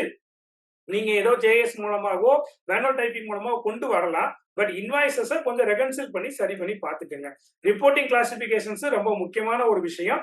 ப்ராப்பரா B2B என்ன, B2C என்ன, எக்ஸ்போர்ட்னா என்ன, எக்ஸாம்டர்னா என்ன, கிரெடிட் நோட்னா என்னங்கிறத ஈச் அண்ட் எவ்ரி காலத்தையும் மிக தெளிவாக பிரிச்சு வச்சுக்கோங்க. ஸோ இப்ப நம்ம படிச்ச விஷயத்தினுடைய சுருக்கத்தை சொல்லணும் அப்படின்னா டீடைல்ஸ் ஆஃப் B2Bனா என்ன, details of invoices issue to registered business ஒரு B2B ஒரு ஜிஎஸ் நம்பர் உள்ள பார்ட்டிக்கு கொடுத்தது. B2Cனா என்ன, details of invoices issue to unregistered consumer.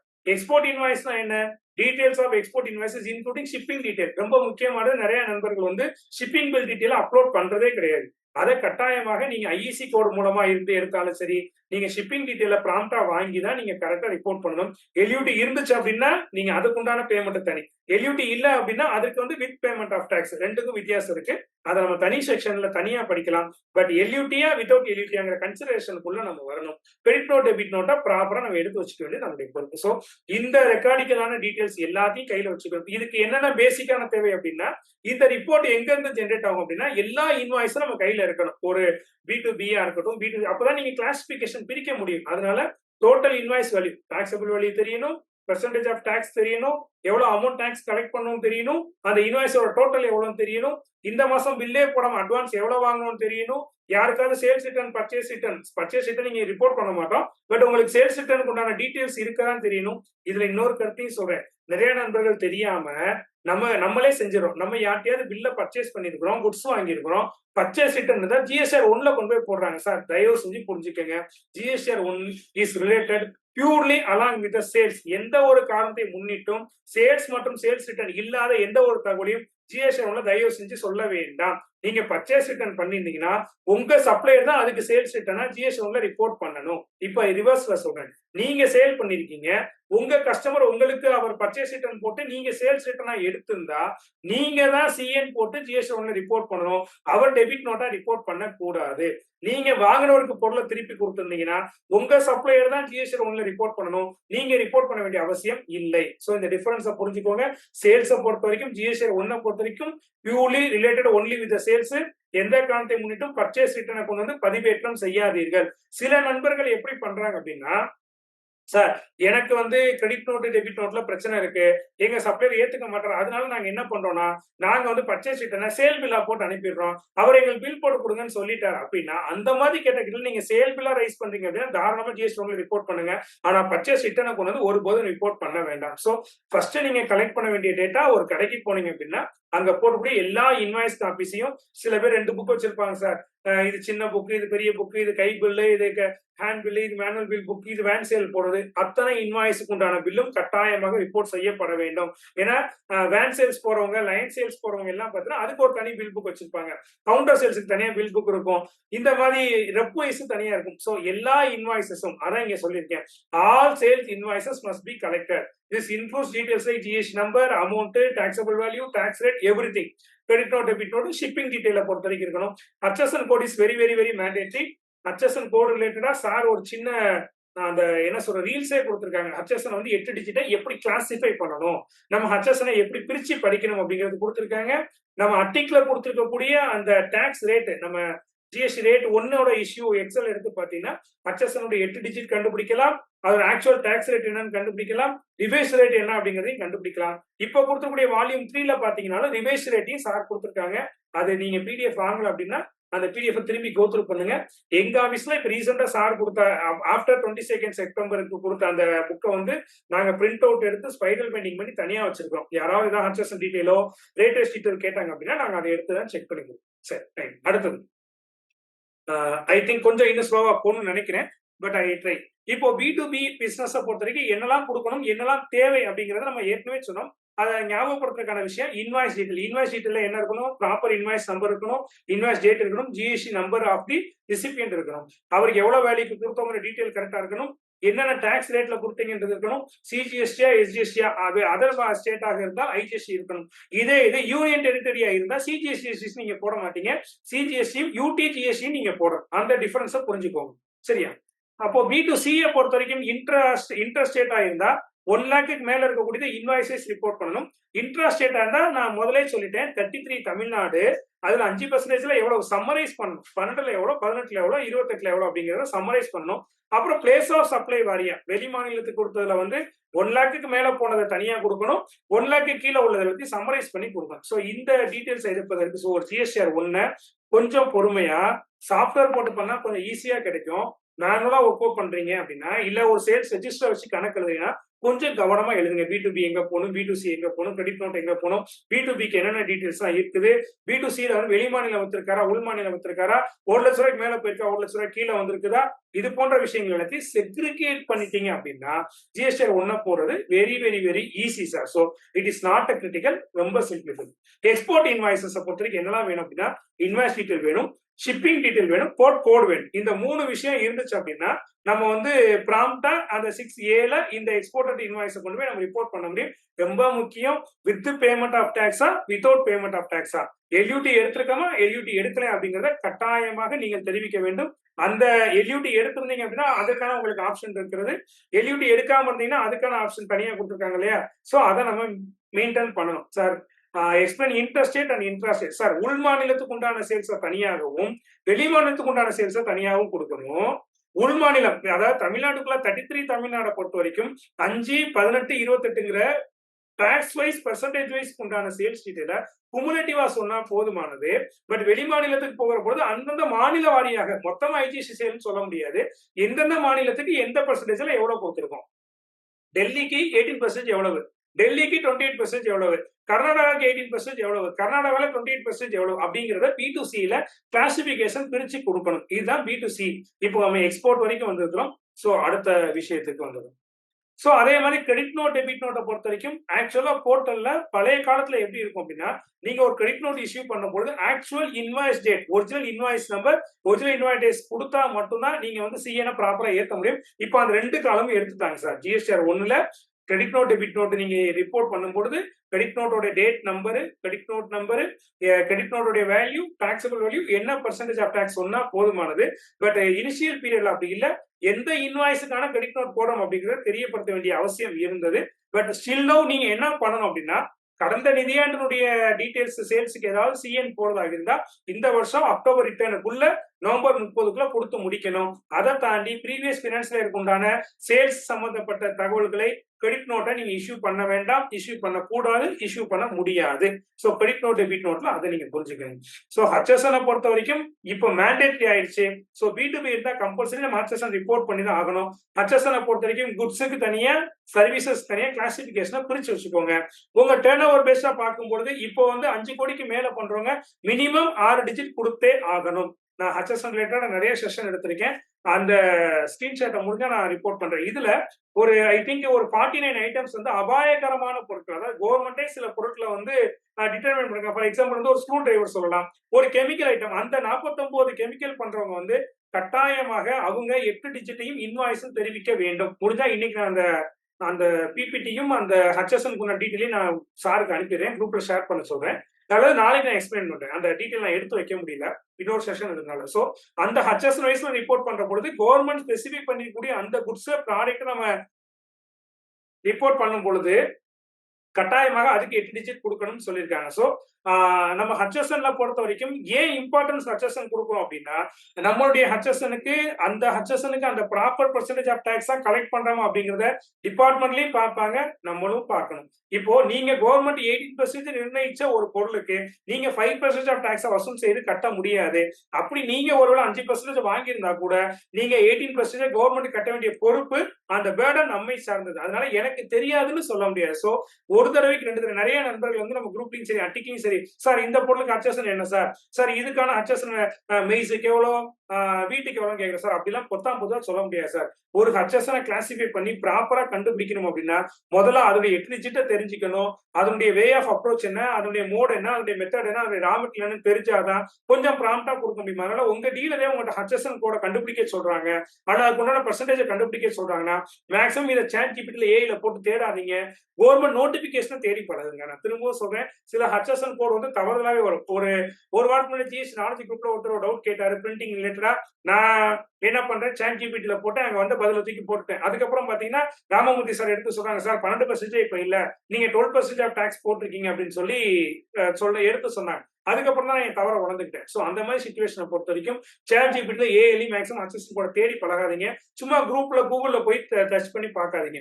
நமக்கு இப்ப நோட்டிபிகேஷன் கொடுத்துருக்காங்க, சிபிஐசி போர்ட்டல்ல போய் ப்ராம்ப்டா உங்களுடைய அந்த ஹச்எஸ்என் 2 டிஜிட்டா குறிச்சு எந்த டைட்டில வருது, எந்த கிளாசிபிகேஷன்ல வருதுங்கிறத பார்த்து அதோடைய ஹச்எஸ்எனுக்கான டாக்ஸ் ரேட் என்னங்கிறத ப்ராம்ப்டா மெயின்டைன் பண்ணுங்க. கவர்மெண்ட் அதுக்கு 5 18 வச்சிருக்க போது நீங்க எக்ஸாம்ப்ளேட்டை கரெக்ட் பண்ணி நீங்களாவும் மாட்டிக்கிடாதீங்க. கவர்மெண்ட் எக்ஸாம்ப்ளேட் கொடுத்திருந்தா நீங்க டாக்ஸும் வசூல் பண்ணக்கூடாது, அதுவும் வந்து அஃபென்ஸா மாறிடும். So HSN code is very very very important இந்த பிசினஸ். அதுல ஏதாவது கூடுதல் தகவல்கள் சந்தேகங்கள் தேவை அப்படின்னா பர்டிகுலர் எப்போ வேணாலும் நீங்க தொடர்பு கொள்ளுங்க. நானும் அதுல இருக்கிறேன். கட்டாயமாக நான் வந்து முடிஞ்ச வரைக்கும் உங்களுக்கு டீடைல் தரேன். ஸோ எக்ஸ்போர்ட் இன்வாய்ஸை பொறுத்த வரைக்கும் எப்படி கரெக்டா ரிப்போர்ட் பண்ணணும் அப்படின்னா, provide details like invoice number, invoice date, include port code என்ன, ஷிப்பிங் பில்லோட டீடைல்ஸ், ஷிப்பிங் பில் டீடைல் அங்க போர்ட்ல இருந்து வாங்கல அந்த detail, supplies or with or without payment of taxes is very very very very important. With LUT எடுத்திருந்தீங்கன்னா without payment of tax, LUT எடுக்கல அப்படின்னா வித் பேமெண்ட் ஆஃப் டாக்ஸ். அவ்வளவுதான் டீடைல்ஸ். இந்த டீடைல்ஸ் நீங்க எந்தெந்த போர்ட்ல, தூத்துக்குடி போர்ட் மூலமா அனுப்புறோம், கொச்சி மூலமா அனுப்புறோம், சென்னை மூலமா அனுப்புறோம், எண்ணூர் மூலமா அனுப்புறோம், விசாகப்பட்டினத்துக்கு போகுது அப்படிங்கிற போர்ட் டீடைல்ஸும் ஷிப்பிங் பில் டீடைல்ஸும் கட்டாயமாக நம்ம டேபிள் 6A ரிப்போர்ட் செய்ய வேண்டும். ஸோ எக்ஸ்போர்ட்டர்ஸ் இன்வாய்ஸை பொறுத்த வரைக்கும் கொஞ்சம் கவனமா ஹேண்டில் பண்ணுங்க. நீங்க மேட்ச் பண்ற பொழுது நீங்க விற்கிறது இந்தியன் மணில வித்திருப்பீங்க, அங்க டாலரை எப்படி கன்வின்ஸ் பண்றீங்க, எவ்வளவு கன்வெர்ட் பண்றீங்க அப்படிங்கறதையும் பாத்துக்கோங்க. நீங்க உங்க புக் ஆஃப் அக்கௌண்ட்ஸ்ல பேமெண்ட் எப்படி என்ட்ரி பண்றீங்க அப்படிங்கறதையும் பாத்துக்கோங்க. ஏன்னா வெயிட்டேஜ் ஷார்டேஜஸ்ல டிஃபரன்ஸ் வரும், டாலர் டிஃபரன்ஸும் நிறைய வருது. அதுக்கு உண்டானதை நம்ம அமெண்ட்மெண்ட்ல சரி பண்ணி கொள்ளலாம். ஸோ டைம்லி அப்படிங்கிறது நம்மளுடைய டெட்லைன் அவேர்னஸ் என்ன அப்படிங்கிறத நம்ம பார்க்கணும். டெட்லைன் என்ன, நம்ம ஏற்கனவே டியூ டேட்டை பார்த்தாச்சு. ஸோ ஜிஎஸ்டிஆர் 1க்கான டியூ டேட் என்ன, நம்ம எந்தெந்த டாக்குமெண்ட் எல்லாம் நம்ம ரெடி பண்ணி அட்வான்ஸா ரெடி பண்ணி வச்சுக்கணும். ஃபைல் பண்றதுக்கு முன்னாடி ஒரு தடவை 2 தடவை ஜென்ரேட் சம்மரி கொடுத்து ரெஃப்ரெஷ் கொடுத்து ப்ரிவியூ பார்த்துட்டு உங்க புக் ஆஃப் அக்கௌண்ட்ஸ்ல இருக்க டோட்டலும் ஜிஎஸ்டிஆர் 1ல ஆட்டோ பாப்புலேட் ஆகி வர வேல்யூ, நீங்க கொடுத்ததுக்கு அப்புறம் சரி பார்க்குற வேல்யூ, ஹச்எஸ்என் வைஸ் இருக்கிற டோட்டல், B2B B2C கூட்டின டோட்டல், கீழே வரக்கூடிய ஆல் அதர் டோட்டல், எல்லா டோட்டல் ஆல் ஓவர் டோட்டலும் சரியா வருதாங்கிறத செக் பண்ணிட்டு ப்ராம்ப்டா ஃபைல் பண்ணுங்க. குடும்பத்துக்கு 11 ஃபைல் பண்ணீங்கன்னா லேட் ஃபீஸை அவாய்ட் செய்து கொள்ளலாம். So timely filing of GSTR 1 is very very very very important. Common errors, அதாவது ஜிஎஸ்டிஆர் 1ல வரக்கூடிய சின்ன சின்ன தவறுகள். என்னெல்லாம் தவறுகள் அப்படின்னா, ஜிஎஸ்டி நம்பரை சரி பார்க்காம போறது, அதாவது கடைசி நம்பர் 0வா ஓவான்ற சந்தேகம், 1ஆ ஐயாங்கிற சந்தேகம். ஜிஎஸ்டி போர்ட்டல நீங்க போய் அடிச்சாலே எடுக்காது, பட் ஏதாவது ஒரு எழுத்து மாறி போனாலும் சில பேருக்கு போயிடும். அதனால ஜிஎஸ்டி நம்பரை ப்ராம்ப்டா வச்சுக்கோங்க. டேலியில நீங்க போடுற பொழுதே நீங்க வந்து அங்க வெரிஃபை ஜிஎஸ்டி நம்பருக்கான ஆப்ஷன் இருக்கு. அங்கேயே உங்களுக்கு ஜிஎஸ்டி நம்பர் தப்பா கொடுத்தா மிஸ்மேட்ச் காமிக்கும். நீங்க கண்ட்ரோல் ஏ போட்டு சேவ் பண்ணும் போது ஜிஎஸ்டி நம்பர் தப்பா இருந்தா அங்கேயே தப்புன்னு சொல்லிடும். அதுக்கு முன்னாடி இன்னும் ஒரு ஆப்ஷன் நீங்க என்ன பண்ணனா, காமன் ஜிஎஸ்டி போர்ட்டல gst.gov.in போயிட்டு சர்ச் டேக் லாகினே பண்ண வேண்டாம் சார், யூசர் நேம் பாஸ்வேர்டே வேண்டாம். சர்ச் டாக்ஸ் பேர்ல போய் உங்க கஸ்டமர் உங்களுக்கு கொடுக்கக்கூடிய ஜிஎஸ்டி நம்பர் அங்க போட்டு அங்க சர்ச் டீடைல் கொடுத்தா அவருடைய கம்ப்ளீட் அட்ரஸ் டீடைலோட வந்துடும். அப்போ அதை பேஸ் பண்ணி நீங்க ஜிஎஸ்டி நம்பரு, அவங்களுடைய அட்ரஸ் டீடைல், நேம் எல்லாத்தையும் ஏற்றி ப்ராப்பரா தவறு இல்லாம நீங்க அப்லோட் பண்ண முடியும். ஒண்ணு. ரெண்டாவது, ஹச்எஸ்என் கோட நான் சொன்ன மாதிரி கரெக்டா கண்டுபிடிங்க. உங்க ப்ராடக்ட் உண்டான ஹச்எஸ்என் கோட ப்ராம்ப்டா கண்டுபிடிங்க. ரெண்டாவது, ஒரே இன்வாய்ஸ் 2 முறை பதிவேற்றம் செய்வதோ அல்லது ப்ராம்ப்டா போட்ட இன்வாய்ஸஸ் அப்லோட் செய்யாமல் இருப்பது, ஜிஎஸ்டிஆர் 1ல தெரிவிக்காமல் இருப்பது, ரெண்டுமே தப்பு. சப்ரஷன் ஆர் ஒமிஷன், அதாவது ஒரே பில்ல 2 தடவை ரிப்போர்ட் பண்றது, போர்ட்டல் எடுக்காது சார் டூப்ளிகேட். சில பேர் தெரியாம A1, அதாவது மேனுவல் பில் பண்றவங்களுக்கு தெரியாம இந்த மேனுவல் மிஸ்டேக் நடக்கும். இப்போ ரொம்ப குறைஞ்சிருச்சு. ஒரு உதாரணத்துக்கு சொல்றேன், மேனுவல் பில் புக் அடிச்சு வச்சிருக்கான்னு வைங்களேன், 4 பில் அடிச்சிருப்பாங்க மேனுவல் பில்ல, இல்லைன்னா மினிமம் 3 இருக்கும். மேல உள்ளது வந்து ஃபார் தி ரிசிபியன்ட், ரெண்டாவது உள்ளது வந்து ஃபார் த லாரி டிரான்ஸ்போர்ட், மூணாவது இருக்கிற காப்பி வந்து ஃபார் ஆபீஸ் காப்பின்னு வச்சுக்கோங்க.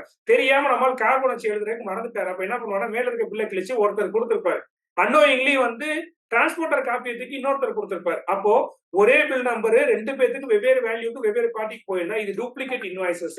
சோ அந்த மாதிரி வரக்கூடிய விஷயங்களை தவிர்த்துருங்க. ஒண்ணு.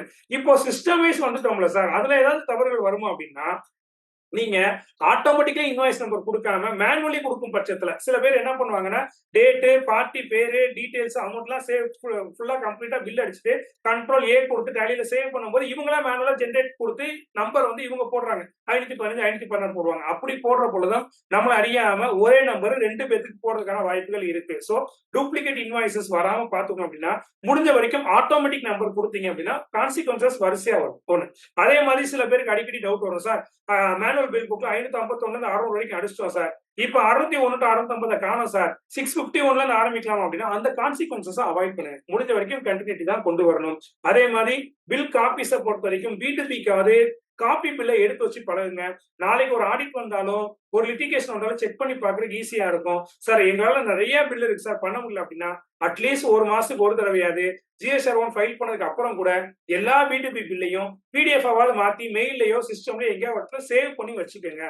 கட்டாயம் இது கை கொடுக்கும் சார். ஏன்னா இப்போ நோட்டீசஸ் வர்ற பொழுது அவங்க நமக்கு டாக்குமெண்ட்ரி எவிடன்ஸ் கேட்கும்போது நம்ம இன்வாய்ஸ் காப்பியை தான் அப்லோட் பண்ணோம். அப்ப அன்னைக்கு போய் நான் மேனுவல் பில் புக் வச்சேன் நான் பில் காப்பி எடுக்கல அந்த சாஃப்ட்வேர் அழிஞ்சு போச்சு நம்ம சொல்லவே முடியாது. அதனால பில் காப்பி வந்து ரொம்ப முக்கியம். அந்த காலத்துல அடிக்கட்டல எழுதி வச்சு பழகினாங்க. இப்ப மேனுவல் பில் புக் இல்ல பியூர்லி நாங்க சிஸ்டம்ல தான் பண்றோம் அப்படின்னா கூட கட்டாயமாக நீங்க PDF கன்வெர்ட் பண்ணுங்க. பட் எக்ஸ்போர்ட் பண்றவங்க கட்டாயம் ஷிப்பிங் பில் டீட்டெயிலை வாங்கி சேவ் பண்ணி வச்சுக்கோங்க சார். அது நமக்கு பின்னாடி வரக்கூடிய எல்லா விதமான பிரச்சனைக்கும் தீர்வாக அமையும். முக்கியமா நீங்க எக்ஸ்போர்ட் பண்றவங்க ரீஃபண்டுக்கு அப்ளை பண்ணும்போது ஷிப்பிங் பில் டீட்டெயில் நம்ம இன்வாய்ஸ் ஷீட்ல கண்டிப்பாக வேணும். அது இல்லாம நம்ம அப்லோட் பண்ண முடியாது. அதனால புரிஞ்சுக்கணும். ரைட்டா? Benefits of accurate and timely GSR1 இதை ப்ராப்பரா ஃபைல் பண்ணாலும் என்ன சார் எனக்கு கிடைக்கும் அப்படின்னா நமக்கு வந்து GSR1 பண்ணும்போது பெனால்ட்டி அவாய்ட் பண்றோம். ITC கிளைம்ஸ் என்னுடைய கஸ்டமர் ப்ராப்பரா என்ஜாய் பண்றாரு.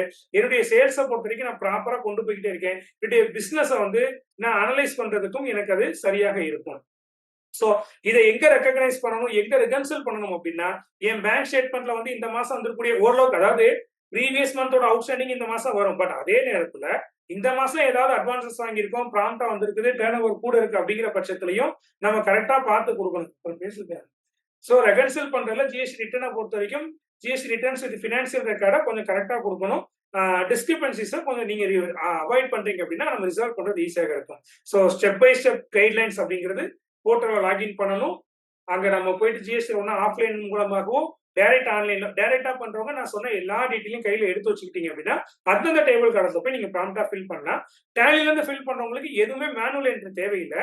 நீங்க JSON அப்லோட் பண்றதா இருந்தா நீங்க டேபிள் காலத்துக்குள்ள எல்லா டேபிள் காலத்துலயும் போகாம உள்ளேயே ப்ரிப்பேர் ஆஃப்லைன்ல போயிட்டு ஆஃப்லைன் யூட்டிலிட்டியும் காமிக்கிறேன். ஆஃப்லைன்ல போயிட்டு JSON மட்டும் அப்லோட் பண்ணீங்க அப்படின்னா எல்லா டேபிளும் ஃபில் அப் ஆயிரும். நம்ம ஜென்ரேட் சம்மரி ரெஃப்ரெஷ் கொடுத்து ப்ரிவியூ பார்த்து ஃபைல் பண்ணிடலாம் அப்படிங்கிறது நமக்கு போதுமான விஷயம். ஸோ இதெல்லாம் ப்ரிவியூ பார்த்து வெரிஃபை பண்ணிட்டோம் அப்படின்னா GSR1 வந்து நம்ம காமனா ஃபைல் பண்ணிடலாம். ஏதாவது மிஸ்டேக் இருக்கு அப்படின்னா அதை அமெண்ட்மெண்ட் மூலமா நம்ம சரி பண்ணிக்கொள்ளலாம். தவறு இல்லை சார் தெரியாம நாங்க தப்பு பண்ணிருக்கோம் அப்படின்னா அமெண்ட்மெண்ட் ஆப்ஷன் இருக்கு. ஸோ GSR1 அமெண்ட்மெண்ட் மூலமா சரி செய்து கொள்ளலாம். இப்போ GSR1 ஆப்ஷன் கொடுத்துருக்காங்க இல்லையா? ஸோ தெரியாம இந்த மாசம் ஏதாவது நம்ம மைனூட் மிஸ்டேக்கோ மேஜர் மிஸ்டேக் பண்ணியிருந்தா கூட அதை 1 இயர்ல கரெக்ட் பண்ணி ப்ராம்ப்டான வேல்யூ கூட GSR3 ப்ராப்பராகவே டிக்ளேர் பண்ணிட்டோம் அப்படின்னா we are in the safe zone. அதனால GSR1 ஏதாவது தெரிஞ்சோ தெரியாமலோ சிறிய தவறுகள் செய்திருந்தாலும் ரொம்ப பயப்பட வேண்டாம். அச்சம் தவிர்க்கலாம். நம்ம GSR1ங்கிற ஒரு ஆப்ஷன் இருக்கு. அப்படி இல்லைனாலும் 1.5 வருஷத்துக்கு நமக்கு அமெண்ட்மெண்ட்டுக்கான ஆப்ஷன் இருக்கிறது. ஸோ அந்த மெத்தடை நம்ம தாராளமாக பயன்படுத்திக்கலாம். ஆஃப்லைன் யூட்டிலிட்டி எப்படி யூஸ் பண்றோம் அப்படின்னா எந்த ஒரு சாஃப்ட்வேர் இப்போ நீங்க for example Zoho books use பண்றீங்க அப்படின்னா அவங்களுக்கு எப்படி இருக்கும் அப்படின்னா ஜோகோ புக்ஸ்ல அட்மின் அண்ட் யூசர்ஸ் நீங்க எத்தனை வச்சிருந்தாலும் சரி அட்மினுக்கு நீங்க கண்ட்ரோல் கொடுத்துருந்தீங்க அப்படின்னா அவருடைய யூசர்ல போயிட்டு அங்க புஷ் பண்ற ஆப்ஷன் இருக்கும். GSR1 வந்து பினான்சியல் ரிப்போர்ட்ல GSR1 JSON புஷ் பண்ற ஆப்ஷன் இருக்கும். நீங்க புஷ் பண்ணிட்டு ஒரு 2 or 3 மினிட்ஸ் வந்து நம்ம GST போர்ட்டல்ல அதனால நீங்க ஜோகோ புக்ஸ்ல ஃபைல் பண்ணும்போது அங்கேயே யூசர் நேம் கொடுத்து வச்சிட்டீங்க அப்படின்னா ஒன்ஸ் நீங்க கொடுத்தா போதும். நீங்க புஷ் பண்ணீங்கன்னா போதும் அது உங்க GST நம்பருக்குள்ள ஆட்டோமேட்டிக்கா உள்ள வந்துடும். நீங்க போய் அந்தந்த வேல்யூஸ் அங்கங்க ப்ராம்ப்டா உட்காந்துருக்கா அதுல வந்து மேக்ஸிமம் எக்ஸாம்பிள் டர்ன் மட்டும் ப்ராம்ப்டா வர மாட்டேங்க சார். B2B கரெக்டா வந்துடும். B2C கரெக்டா வந்துருது. HSN சில நேரம் மேட்ச் ஆயிடும். எக்ஸாம்பிள் டர்ன் மட்டும் புஷ் பண்றதுல சரியா வர மாட்டேங்குது ஜோகோ புக்ஸ் வந்து பண்ற பொழுது. ஸோ அதை மட்டும் நீங்க கரெக்டா செக் பண்ணி டேட்டாஸ் ஏதாவது விட்டு போயிருந்தா என்டர் பண்ணிட்டு ஜென்ரேட் ஃபைல் கொடுத்தீங்க அப்படின்னா நம்ம வந்து தாராளமா பண்ணிக்கலாம். இப்போ ஒரு கொஸ்டின் கேட்டிருக்காங்க sir omitted invoices can you upload in GSR1 அப்படின்னா சார் அக்டோபர் மாசத்துக்கான 1 இயர் ஃபைல் பண்ணும்போது அக்டோபர் மாசம் விட்டு போன இன்வாய்ஸை மட்டும்தான் 1 இயர்ல கொடுக்க முடியும். ப்ரீவியஸ் மந்த்ல விட்டு போன இன்வாய்ஸை இந்த மாசம் கொண்டு வந்து கொடுக்க முடியாது. ஸோ 1 இயர்ல அது ஒரு பெரிய டிராபேக் நமக்கு இருக்குது சார். GSR1 ஃபைலிங் ப்ராசஸ் அப்படிங்கிறது லாகின் பண்ணணும் GSR1க்குள்ள குவார்டர்லியா மந்த்லியாங்கிறத நீங்க வந்து தெரிவிக்கிறீங்க. அதுக்கப்புறம் ஆட்டோ பாப்புலேட் ஜென்ரேட் பண்ணணும். அந்தந்த தேவையான விஷயங்களை கரெக்டா என்ட்ரி பண்றீங்க, ரிவ்யூ பாக்குறீங்க. ஒரு தடவை நீங்க எல்லாம் சரியான்னு பார்த்ததுக்கு அப்புறம் சப்மிட் பண்றீங்க. அது ஓடிபியா இபிசியா, அதாவது இபிசினா ஓடிபி, டிஎஸ்னா டிஜிட்டல் சிக்னேச்சர், எதன் மூலமா ஃபைல் பண்றோம் அப்படிங்கறத பார்த்துட்டு நம்ம ஃபைல் பண்ணிடலாம். ஐஎஸ்டியை பொறுத்த வரைக்கும் இது ஏற்கனவே ரிட்டர்ன்ஸை பொறுத்த வரைக்கும் கொடுத்து சொன்னோம். யாரெல்லாம் ஜிஎஸ்டிஆர் 1 ஃபைல் பண்ண வேண்டாம் அப்படிங்கிறதுக்கான விஷயம் என்ன அப்படின்னா, யாருக்கு தேவைன்னா ஒன்னு காம்போசிட் டீலர் சொன்னோம். ரெண்டாவது வந்து பாத்தீங்கன்னா ஐஎஸ்டி இன்புட் சர்வீஸ் டிஸ்ட்ரிபியூட்டரை பொறுத்த வரைக்கும் அவங்க ஜிஎஸ்டிஆர் 6 தான் ஃபைல் பண்ணுவாங்க. அந்த நம்பர் எடுத்தவங்க ஜிஎஸ்டிஆர் 1 அவங்களுக்கு தேவையில்லை. காம்போசிஷன் ஸ்கீம்ல இருக்கிறவங்களுக்கு ஜிஎஸ்டிஆர் 1 கிடையாது. அவங்க சிஎம்பி 08 அப்படிங்கிற ஒரு ஃபார்ம் 3 மாசத்துக்கு ஒரு தடவை குவார்டரா ஃபைல் பண்ணுவாங்க. அவங்களுக்கு அனுவல் ரிட்டர்ன் வந்து ஜிஎஸ்டிஆர் 4 பேரு. அதனால அவங்க ஜிஎஸ்டிஆர் 1 ஃபைல் பண்ண வேண்டிய அவசியம் இல்லை. ஆனா காம்போசிஷன்ல இருந்து ரெகுலருக்கு சுவிட்ச் ஓவர் ஆகுறீங்கன்னு வச்சுக்கோங்க, in between the financial year. For example வந்து ஏப்ரல் மே ஜூன் காம்போசிஷன்ல இருக்கீங்க, ஜூன் மாசம் 1ஆம் தேதி நீங்க அல்லது ஜூலை 1ஆம் தேதி காம்போசிஷன்ல இருந்து ரெகுலருக்கு மாறிட்டீங்க அப்படின்னா, ஏன்னா ரெகுலர்ல இருந்து காம்போசிஷன் போறதுக்கு மட்டும்தான் மார்ச் 31க்குள்ள சொல்லி பினான்சியல் ஸ்டார்டிங்ல போக முடியும். காம்போசிஷன்ல இருந்து ரெகுலருக்கு எப்ப வேணாலும் மாறிக்கொள்ளலாம், அல்லது உங்க டர்ன் ஓவர் லிமிட் எக்ஸஸ் ஆகிற போது நீங்க ரெகுலருக்கு ஆட்டோமேட்டிக்கா சுவிட்ச் ஓவர் ஆயிருவீங்க. அதனால எந்த மாசத்துல நீங்க காம்போசிஷன் இருந்து ரெகுலருக்கு மாறுறீங்களோ அந்த மாசம் நீங்க கட்டாயமாக ஜிஎஸ்டிஆர் 1 ஃபைல் பண்ணணும். அந்த மாசம் உங்களுக்கு அந்த சிஎம்பி 08 வரும். அந்த வருஷத்துக்கு ஜிஎஸ்டிஆர் 4 பண்ணணும். ஜிஎஸ்டிஆர் 1 ஜிஎஸ்டிஆர் 3 கண்டிப்பாக நம்ம கொடுக்கணும். அதனால காம்போசிஷன்ல இருக்கிறவங்க அண்டர் செக்ஷன் 10ல இருக்கிறவங்களுக்கு வந்து சிஎம்பி 08 வரும், ஜிஎஸ்டிஆர் 4 வரும், ஜிஎஸ்டிஆர் 1 வராது. ஆனா காம்போசிஷன்ல இருந்து ரெகுலருக்கு இன்பிட்வீன் ஃபினான்ஷியல் இயர்ல நீங்க சுவிட்ச் ஓவர் ஆயிட்டீங்க அப்படின்னா, சில பேர் மார்ச் மாசம் கூட ஃபார்ம் போட்டுப்பாங்க சார். மார்ச் 31ஆம் தேதி காம்போசிஷன்ல இருந்து ரெகுலருக்கு நீங்க மாறுறீங்க. நல்லா கவனிங்க சார். மார்ச் மாதம் 31ஆம் தேதி காம்போசிஷன்ல இருந்து ரெகுலருக்கு நீங்க மாறுறீங்க அப்படின்னா, ஜனவரி பிப்ரவரி மார்ச்சுக்கு உண்டான சிஎம்பி 08 கொடுக்கணும். அந்த பினான்சியல் இயருக்கு உண்டான ஜிஎஸ்டிஆர் 4 ஃபைல் பண்ணணும். இந்த பினான்சியல் இயருக்கு உண்டான மார்ச் மாதத்திற்கு ஜிஎஸ்டிஆர் 1 கட்டாயம் கொடுக்கணும். கொடுத்தா தான் ஜிஎஸ்டிஆர் 1 ஜிஎஸ்டிஆர் 3 கொடுத்தாதான் அடுத்த ஒரு பினான்சியல் ஏப்ரல் இருந்து ப்ராப்பர் ஜிஎஸ்டிஆர் 1 ஜிஎஸ்டிஆர் 3 கொடுக்க முடியும். இதை நீங்க அண்டர்ஸ்டாண்ட் பண்ணிக்கணும். ஜிஎஸ்டிஆர் 1 கண்டினியூட்டியா நீல் ரிட்டர்ன் கொடுக்கறப்போ சில மாதங்கள்ல அடுத்து வரக்கூடிய மாதங்கள்ல portal is checking for complaints எரர்னு அடிக்கடி சொல்லுது. அதுக்கு நீங்க ஜென்ரேட் சம்மரி ரெஃப்ரெஷ் 2 தடவை கொடுத்து போனீங்கன்னா போகும். அப்படி இல்லைன்னா எல்லா பாக்ஸையும் ஓபன் பண்ணி டாக்குமெண்ட்லாம் உள்ள ஒரு தடவை போயிட்டு வெளியே வந்தீங்கனாலும் ஜிஎஸ்டிஆர் 1 ப்ராம்ப்டா ஃபைல் ஆகுது. இது பிராக்டிகலா சரி பண்ணி பார்த்திருக்கோம். அப்படியும் இல்ல அப்படின்னா ஆன் டேட்ல நீங்க ஃபைல் பண்றதுக்கு கிரீவன்ஸ் தான் ரைஸ் பண்ணணும். இப்போ நிறைய நண்பர்களுக்கு வந்து 10ஆம் தேதி நிறைய பிரச்சனை வரும். அதாவது ஒண்ணு போன மாசம் ஜிஎஸ்டி 1 லேட்டா ஃபைல் பண்ணாலோ, அல்லது போன மாசம் நில் ரிட்டர்ன் கொடுத்து இந்த மாசம் ஏதாவது வேல்யூஸ் டிக்ளேர் பண்ண வேண்டியது இருந்தாலோ, அவங்களுக்கு வந்து portal is checking for DRC 01B error kindly check after some time வருது இல்லையா, டிலே பண்ணாதீங்க. அப்படி வந்துச்சுன்னா ஸ்கிரீன்ஷாட் எடுத்து நார்மல் ஜிஎஸ்டி போர்ட்டலே ரைட் சைட்ல கீழே ரைஸ் கிரீவன்ஸ் ஒரு ஆப்ஷன் இருக்கும். அது போர்ட்டலை விட்டு உங்களை வெளியில கொண்டு போக எஸ் கொடுத்து GST number, mail ID, phone number கொடுத்து கிரீவன்ஸ் அங்க ரைஸ் பண்ணி டிக்கெட் வாங்கிக்கோங்க. அந்த டிக்கெட் நம்பர் டால்ஃபீல்ல கூப்பிட்டு சொன்னீங்க அப்படின்னா மேக்ஸிமம் சரி பண்ணி தந்துருவாங்க, ப்ராப்ளம் ரிசால்வ் ஆயிடும். ஸோ இது ஜிஎஸ்டிஆர் 1ல போர்ட்டல்ல வரக்கூடிய எரருக்கு வந்து நமக்கு. அதே மாதிரி நான் ரெசிடென்ஸ் என்ஆர்ஐ வந்து ஜிஎஸ்டிஆர் 5 ஃபைல் பண்ணுவாங்க. அவங்களுக்கும் ஜிஎஸ்டிஆர் 1 இஸ் நாட் அப்ளிகபிள். அதை நம்ம புரிஞ்சுக்கணும். என்ஆர்ஐ மேக்ஸிமம் நம்ம இங்க ஜிஎஸ்டிஆர் 5 ஃபைல் பண்ணக்கூடிய நம்பர்கள் ரொம்ப குறைவு. அது ஒருவேளை நம்முடைய செக்ஷன் வைஸ் ரிப்போர்ட்ஸ்ல வரும்போது நம்ம டீடைலா பார்க்கலாம். அதே மாதிரி இ காமர்ஸ் ஆப்ரேட் வந்து ஜிஎஸ்டிஆர் 8ல ஃபைல் பண்றாங்க இல்லையா, அவங்க வந்து அந்த ரிப்போர்ட்டுக்கும் இந்த ஜிஎஸ்டிஆர் 1க்கும் வந்து அவங்க எக்ஸாம்டர்ல வரதுனால அதுக்கு இந்த டீடைல்ஸ் வந்து சம்பந்தம் இல்லை. ஸோ நம்ம பார்த்துடைய டேபிளுடைய சுருக்கம் இதுதான். 1 2 3 வந்து நம்முடைய ஜிஎஸ்டி நம்பரு, நம்ம டர்ன் ஓவர் ப்ரீவியஸ் இயர் இந்த டீடைல் இருக்கும். 4 அவுட்வர்ட் சப்ளை, 5 வந்து 2 லட்சம் ரூபாய்க்கு மேல சொன்ன இன்வாய்ஸ் இப்போ 1 லேக்கா மாறுது. 0 ரேட்டட் சப்ளை தான் எக்ஸாம்பிள் டேபிள் 6. அப்புறம் டேபிள் 7 நமக்கு வந்து அண்டர்ஸ்டீலர் பர்சன், டேபிள் 8 வந்து எக்ஸாம்பிள், டேபிள் 9 வந்து சிஎன், டேபிள் 10 வந்து டிஎன், அதாவது அன்ரெஜிஸ்டர்ட் சிஎன் டிஎன், 11 வந்து அமெண்ட்மெண்ட்ஸ், 12 வந்து ஹச்எஸ்என், 13 வந்து டாக்குமெண்ட் இஷ்யூ. இதெல்லாம் GSTR 1 summary. So maintain record ப்ராப்பரா பண்ணுங்க. ரெகுலரா ஜிஎஸ்டிஆர் 1ல வரக்கூடிய அப்டேட்ஸ் வந்து டியூ டேட்ஸ் அப்டேஷனோ அல்லது ரிப்போர்ட்டிங்ல வரக்கூடிய அப்டேஷன்ஸையோ மேக்ஸிமம் பண்ணுங்க. இந்த 6 மாசத்துல மேஜரா வந்து அப்டேட் ஜிஎஸ்டிஆர் 1ல அப்படின்னா 2 விஷயம். ஒன்னு ஹச்எஸ்என் சம்மரி, 2வது டாக்குமெண்ட் சம்மரி. இந்த 2 டீட்டெயிலும் கொடுக்காம ஃபைல் பண்ண முடியாது. ஸோ ஏதாவது ஒரு சாஃப்ட்வேர் மூலமா நீங்க பண்றீங்க அப்படின்னா ரொம்ப ஈஸியா இருக்கும். இப்போ ரொம்ப முக்கியமான ஒரு பாயிண்ட் இதை சொல்லி இன்னைக்கு நம்ம செஷனை நிறைவு பண்ணலாம்னு நினைக்கிறேன். ஒண்ணு, இந்த ஜிஎஸ்டிஆர் 1ல டேபிள் 8ல ரிப்போர்ட் பண்றதுல நம்ம நண்பர்களுக்கு இருக்கக்கூடிய மிகப்பெரிய பிரச்சனை. சார் எக்ஸம்டடா என்ன, நில்டேட்டடா என்ன, நான் ஜிஎஸ்டியா என்ன, இதுதான் சார் இன்னைக்கு வந்து நிறைய தடுமாற்றங்கள் வருது. இதை சிம்பிளா புரிஞ்சுக்கணும் அப்படின்னா, நில் ரேட்டட் அப்படின்னா 0% ஆஃப் டாக்ஸ் ரேட்டை பூரா கொண்டு போய் நீங்க வந்து நில் ரேட்டடா நீங்க சொல்லலாம். ஏன்னா அதுக்கு டாக்ஸ் வந்து ரேட்டட் வந்து நில். எக்ஸம்டட் அப்படிங்கிற வரி விலக்கு அளிக்கப்பட்ட பொருட்கள். வரி விலக்குனா எது? ஒரு எக்ஸாம்பிளுக்கு அப்பளம், அதே மாதிரி அரிசி, இந்த மாதிரி வரி விலக்கு அளிக்கப்பட்ட பொருட்களை எக்ஸாம்டடா நீங்க டிக்ளேர் பண்ணலாம். நான் ஜிஎஸ்டி அப்படிங்கிறது பியூர்லி ஆல்கஹால் ப்ராடக்ட்டும் இந்த நான் அடுத்த ஸ்கிரீன்ல கொண்டு வரேன் உங்களுக்கு. இப்ப நான் எக்ஸ்பிளைன் பண்ணும்போது உங்களுக்கு புரியும். சோ நில் ரேட்டடா பொறுத்த வரைக்கும் இந்த இருக்கு சார். அது வந்து they are taxable supply but the GST rate is நில் 0%. அது ஒரு டைப் ஆஃப் டாக்ஸ். 0% ஆஃப் டாக்ஸா இருந்துச்சு அப்படின்னா அதை நீங்க வந்து டாக்ஸபிள் ரேட்டா நில் ரேட்டா நீங்க டிக்ளேர் பண்ணலாம். இந்த பொருளை பொறுத்த வரைக்கும் நீங்க அப்படிதான் கொண்டு போகணும். எக்ஸாம்பிள் ஆஃப் நில் ரேட்டட் அப்படின்னு பாத்தீங்கன்னா ஃப்ரெஷ் ஃப்ரூட்ஸ் அண்ட் வெஜிடபிள்ஸ்லாம் 0%, சால்ட் வந்து 0% ஆஃப் ரேட்ல இருக்கு அப்படின்னா நில் ரேட்டை நம்ம கொடுக்கலாம் அப்படின்னு சொல்றாங்க. எக்ஸாம்டட் சப்ளை அப்படின்னா அதர் தான் நில் ரேட்டட் நான் ஜிஎஸ்டி. இது நான் ஜிஎஸ்டில வராது, இது ஜிஎஸ்டி பொருள் தான். பட் இதற்கான அரசாங்கம் வரி விலக்கு கொடுத்திருக்காங்க இந்த பொருளுக்கு. ஃபார் எக்ஸாம்பிள் வந்து ஒரு எஜுகேஷன் சர்வீசஸ் செக்டர் எடுத்துக்கோங்க. ஹெல்த் கேர் சர்வீசஸ், ஒரு டாக்டர் ஓபில பேஷண்ட பாக்குறாங்க இல்லையா, அந்த ஹெல்த் கேர் சர்வீஸ் வந்து அவருக்கு எக்ஸம்டட் ஃப்ரம் ஜிஎஸ்டி. இந்த மாதிரி நிறைய நமக்கு வந்து நோட்டிபிகேஷன் இப்போ 2 பார் நோட்டிபிகேஷன் நமக்கு மாத்தி வந்துச்சு இல்லையா, இந்த நோட்டிபிகேஷன் நம்பரையும் நம்ம எடுத்து வச்சு நிறைய பார்க்கலாம். சோ சார் நில் ரேட்டட் எக்ஸாம்பிளி நீங்க பெருசா வேரியேஷன் இல்ல, ஆனா நான் ஜிஎஸ்டியை பொறுத்த வரைக்கும் கண்டிப்பா தனியா தான் கொடுக்கணும். பெட்ரோல் பல்க்கும் ஆல்கஹால் பார்ல விற்கிறாங்க இல்லையா, இந்த ரெண்டு நான் ஜிஎஸ்டி குட்ஸ்ல தான் வரும். சோ நில் ரேட்டட் எக்ஸாம்பிளர்ல நீங்க முன்ன பண்ண கொடுக்கறனால பெரிய இஷ்யூஸ் ஒன்றும் இல்லை சார், அதுல பெரிய வேரியேஷன் இல்ல.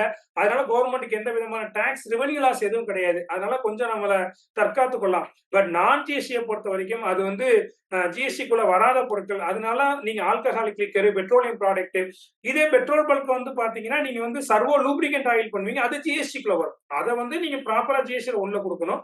பட் அதை வந்து டேபிள் நம்பர் 8ல நீங்க அந்த நான் ஜிஎஸ்டி டர்ன் ஓவர்ல பெட்ரோல் பல்க் உண்டான டர்ன் ஓவரை நம்ம வேட்லயும் கொடுத்துருவோம், இங்கேயும் நம்ம கொடுக்கலாம், ஜிஎஸ்டி 9லயும் நம்ம சொல்லணும். சோ நான் ஜிஎஸ்டி குட்ஸோட சப்ளைஸை வந்து நம்ம இந்த இடத்துல தான் நம்ம தெரிவிக்க வேண்டும். அதனால இதுல ரொம்ப நீங்க கான்சென்ட்ரேட் பண்ணி நம்ம ரொம்ப குழப்ப வேண்டாம்.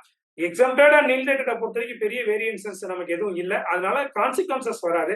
பட் நான் ஜிஎஸ்டி அப்படிங்கிறது பெட்ரோலியம் ப்ராடக்ட்டும் ஆல்கஹாலிக் லிக்கரும் நான் ஜிஎஸ்டி ப்ராடக்டாக இருக்கிறது. ஸோ குவிக் கம்பேரிசன் சிம்பிளா சொல்லணும் அப்படின்னா நில் ரேட்டட் ப்ராடக்ட் அப்படிங்கிறது 0%, அது ஜிஎஸ்டிக்குள்ள வரும். ஃப்ரெஷ் மில்க், சால்ட், இந்த மாதிரி விஷயங்கள். எக்ஸாம்டட் அப்படின்னா நோ ஜிஎஸ்டி, அதுக்கு வந்து டியூ டு எக்ஸாம்ஷன். எக்ஸாம்ஷன் எப்படி கொடுக்குறாங்க, ஒரு ஸ்கூல்ல வந்து சொல்லி கொடுக்கக்கூடிய எஜுகேஷன், ஒரு டாக்டர் பார்க்கக்கூடிய ஓபி ஹெல்த் கேர் சர்வீசஸ், அதே மாதிரி சில சர்ஜரி எல்லாமே எக்ஸாம்டட் கேட்டகரியில வந்துடும். சோ அந்த மாதிரி விஷயங்கள். அதே மாதிரி நான் ஜிஎஸ்டி அப்படிங்கிறது not under GST at all. Petrol, alcohol, சில மாதிரி ஹியூமன் கன்சம்ஷன்ஸ்க்கு எல்லாமே அதெல்லாம் நான் ஜிஎஸ்டி. இதுதான் இதை குவிக்கா கம்பாரிசனா நம்ம சிம்பிளிஃபை பண்றது. பட் நீங்க நில் ரேட்டட் அண்ட் எக்ஸாம்டட் ரொம்ப குழப்பிக்க வேண்டாம். அதை நீங்க எதுல கொடுத்தாலும் போர்ட்டல் வந்து உங்களுக்கு உள்ள வாங்கிக்கிறோம். பட் நான் ஜிஎஸ்டி குட்ஸ் ரிப்போர்ட் பண்ணும்போது கவனமா ரிப்போர்ட் பண்ணுங்க. ஜிஎஸ்டி அண்ட் அட்வான்ஸ் பேமெண்ட்டை பத்தி நிறைய சொன்னோம். டவுட் இருந்தா மட்டும் அதை நம்ம கிளாரிஃபை பண்ணிக்கலாம். குட்ஸ் அண்ட் சர்வீசஸ் மட்டும் நம்ம சொல்றோம். குட்ஸை பொறுத்த வரைக்கும் நீங்க வந்து அட்வான்சஸ்க்கு பேமெண்ட் கட்ட வேணாம். சர்வீசஸை பொறுத்த வரைக்கும் அட்வான்சஸ்க்கு கண்டிப்பாக ஜிஎஸ்டி எந்த மாசம் அட்வான்ஸ் வாங்குறோமோ அந்த மாசம் கட்டணும். எந்த மாசம் இன்வாய்ஸ் ரைஸ் பண்றோமோ அந்த மாசம் நம்ம அதை வந்து அட்ஜஸ்ட்மெண்ட்ல கொடுத்து இந்த இன்வாய்ஸ் வந்து ஆல்ரெடி இந்த இன்வாய்ஸுக்கு உண்டான அட்வான்ஸா நான் இந்த டாக்ஸை கட்டிருக்கேங்கிற டீட்டெயில கொடுத்துட்டோம் அப்படின்னா நமக்கு ஜிஎஸ்டி 3B வந்து நமக்கு அப்ளிகபிலிட்டி வராது. சரியா? சோ சர்வீஸை பொறுத்த வரைக்கும் date of receipt of payment, date of the invoice issue, ரெண்டுல எதுனாலும் கொடுக்கலாம். ஆனா எது ஏர்லியரா வருதுன்னு பார்க்கணும். சோ நீங்க இன்வாய்ஸை இன்னைக்கு கொடுக்குறீங்க அப்படின்னா இன்னைக்கு போடணும். அல்ல இன்னைக்கு அட்வான்ஸ் வாங்கிருக்கீங்க 10 நாள் கழிச்சு இன்வாய்ஸ் ஜென்ரேட் பண்றீங்க அப்படின்னா நீங்க அட்வான்ஸ் வாங்கின மாதத்தில் தான் அதை ரிப்போர்ட் செய்ய வேண்டும். சோ எப்ப ஜிஎஸ்டி வந்து சர்வீஸ்ல போடணும் அப்படின்னா ஒன்ஸ் ரெண்டே காரியம். ஒன்னு which is earlier, date of the receipt of payment, என்னைக்கு ரூபா வாங்குறேன், அல்லது date of invoice of issue, which earlier, எது முன்னாடி வருது அப்படிங்கறத பார்த்துட்டு அதுல தான் நம்ம கொடுக்கணும். So summary of GST and advance payment அப்படின்னு பார்த்தீங்கன்னா advance for goods-க்கு not required, advance for services-க்கு கண்டிப்பாக required. அப்போ advance for goods எப்போ கொடுக்கணும், GST payable only at the supply of the invoice, advance-க்கு தேவையில்லை. சர்வீஸை பொறுத்த வரைக்கும் pay in the month of receipt, பணம் எப்போ உள்ள வருதோ அல்லது ரிசிப்ட் வவுச்சர் எப்ப கொடுக்குறோமோ, பேமெண்ட் வாங்குறதுக்கு ரிசிப்ட் கொடுக்குறோம் இல்லையா, அந்த மாசமே கொடுக்கணும் அப்படிங்கிறத ஜிஎஸ்டி சட்டத்துல நம்ம சொல்லியிருக்காங்க. சோ 1A டவுட் கேட்டிருந்தாங்க, அதையும் நான் சொல்லிடுறேன். ஜிஎஸ்டிஆர் 1A அப்படிங்கிறது எப்ப ஒர்க் ஆகும் அப்படின்னா ஒரு ஜிஎஸ்டிஆர் 1 அந்த மாதம் ஃபைல் செய்த பின்பதாக ஜிஎஸ்டிஆர் 3B போடுவதற்கு முன்பதாக, after the 11th of the GSTR due date of the GSTR 1 or the 11th whichever is later, அதுதான் முக்கியம். நீங்க 5ஆம் தேதி GSTR 1 ஃபைல் பண்ணிட்டீங்கன்னா 6ஆம் தேதி 1A வருமானா வராது, 11ஆம் தேதிக்கு அப்புறம் தான் ஓபன் ஆகும். இப்போ 3B ஃபைல் பண்ணிட்டேன் சார், இப்போ 1A வருமானாலும் வராது. So after the filing of GSTR 1 and before filing of GSTR 3B, இந்த ரெண்டு ரொம்ப முக்கியம் சார். 1A என்ன அமௌண்ட் பண்ணலாம் அப்படின்னா சில டீடைல்ஸ் அவங்களுக்கு தேவையான விஷயங்களை அவங்க அமௌண்ட் செய்து கொள்ளலாம். 1A பொறுத்த வரைக்கும் மேக்சிமம் இப்போ HSN வைஸ் டீடைல்ஸ் கேக்குது, அது இல்லாம ஃபைல் பண்ண முடியாது, அதுக்கும் தனியா டாக்குமெண்ட் கொடுக்கணும். கொஞ்சம் 1A உங்க டாக்ஸ் லயபிலிட்டியை கூட்டுறதுக்காக குறைக்கிறதுக்காக மட்டும் கொஞ்சம் கூடுமான வரைக்கும் பயன்படுத்தாதீங்க. ரொம்ப கிரிட்டிக்கல் சிச்சுவேஷன்ல தேவைப்பட்டா மட்டும் பயன்படுத்துங்க. மிச்சப்படி 5ஆம் தேதி R1 ஃபைல் பண்ணி 11ஆம் தேதி உங்கள் 2 இயர் பில் எதுவும் பெருசா வரலங்கிறதுக்காக 1 இயர்ல போய் நீங்க வந்து தயவு செஞ்சு பில்ல குறைச்சு திருப்பி ஃபைல் பண்ணி பழகாதீங்க. உங்களுடைய டாக்ஸ் லயபிலிட்டியை குறைப்பதற்காக 1 இயர்வே பயன்படுத்தினால் பின்னால கான்சிக்வன்சஸ் அதிகம் வரும். லிட்டிகேஷன் ஜாஸ்தியா வரும். அதனால கொஞ்சம் கவனமா ஹேண்டில் பண்ணுங்க. சரியா? சோ ஜிஎஸ்டிஆர் 1 இயர்வை பொறுத்த வரைக்கும் ரொம்ப முக்கியமா ஃபைல் பண்ணும். எப்ப ஃபைல் பண்ணோம் அப்படின்னா, உண்மையிலே என் டர்ன் ஓவரை கூட்டணும், குறைக்கணும், சில மிஸ்மேட்சஸ் நாங்க தெரியாம பண்ணிருக்கோம் அப்படிங்கிற பட்சத்துல மட்டும் ஃபைல் பண்ணுங்க. இல்லைன்னா 1 இயர்வை கூடுமானவரை பயன்படுத்த வேண்டாம். So GSTR 1 can be filed only once. Any consequences or updations you have to do, you can do only through GSTR 1A is a special option before filing of GSTR 3B. Once GSTR 3B was filed, நீங்க எதுவாக இருந்தாலும் அடுத்த மாதத்துடைய amendment option தான் பயன்படுத்த வேண்டும். சரியா? இப்போ நம்ம பார்த்த ரிட்டர்ன் எங்க இருக்கு அப்படின்னா அண்டர் செக்ஷன் 37ல தான் அவுட்வர்ட் சப்ளை. நான் முதல்ல கொஸ்டினை கேட்கலாம்னு நினைச்சேன். செக்ஷன் 37ல தான் அவுட்வர்ட் சப்ளைனுடைய டீடைல்ஸ் வந்து நம்ம ரிப்ளை பண்றோம். 38 அப்படிங்கிறது இன்வெர்ட் சப்ளை, 39ங்கிறது ரிட்டர்னுடைய ஸ்கூட்னி. இந்த மாதிரி நிறைய விஷயங்கள் இருக்கு. இதெல்லாம் நம்ம பின்னாடி வரக்கூடிய நாட்கள பார்க்கலாம். சோ டாலி பிரைம்ல இருந்து எப்படி பண்ணலாம், டைரக்டா போர்ட்டல்ல ஜிஎஸ்டி எப்படி அப்லோட் பண்ணலாம் அப்படிங்கிற டீடைல நாளை வகுப்புல நம்ம தொடர்ந்து பேசுவோம். வாய்ப்புக்கு மிக்க நன்றி. எனி டவுட்ஸ் இருந்தா கேளுங்க, நான் கிளாரிஃபை பண்றேன்.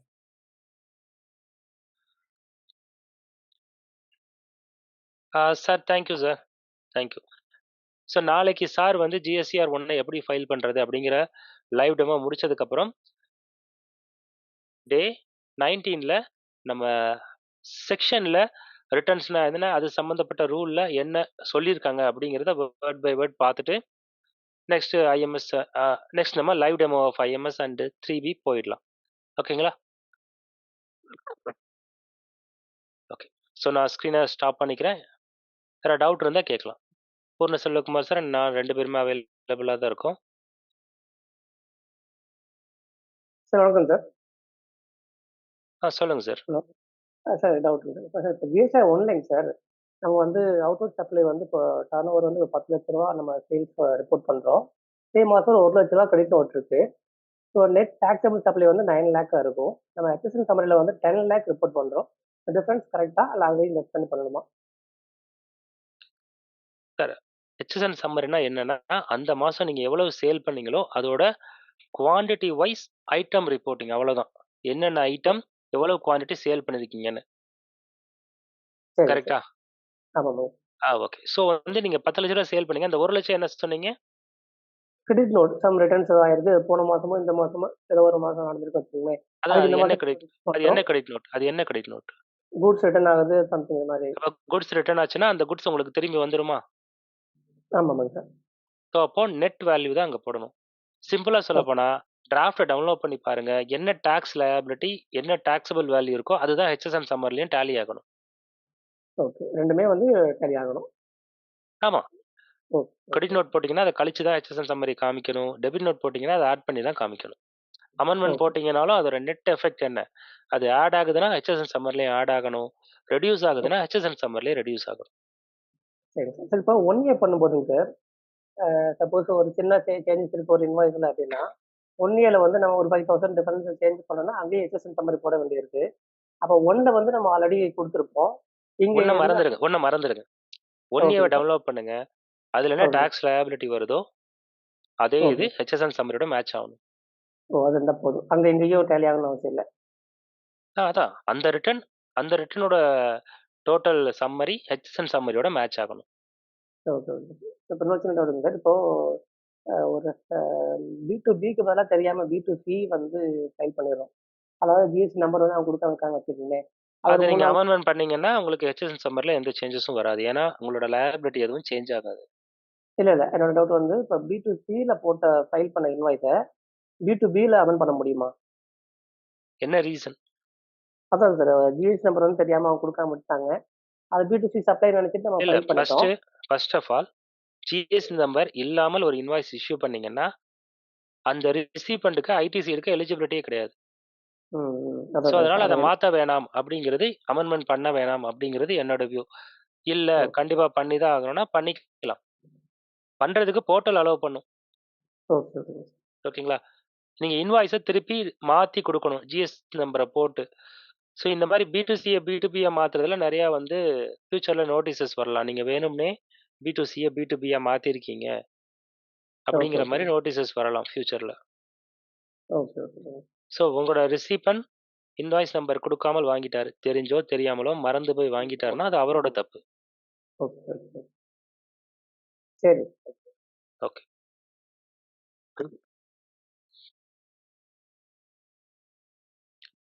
ஓகே, ஜிஎஸ்டிஆர் 1 சம்மந்தமா டவுட் இருந்தா கேளுங்க. பூர்ண செல்வகுமார் சார் உங்களுக்கு பதில் சொல்லுவார்.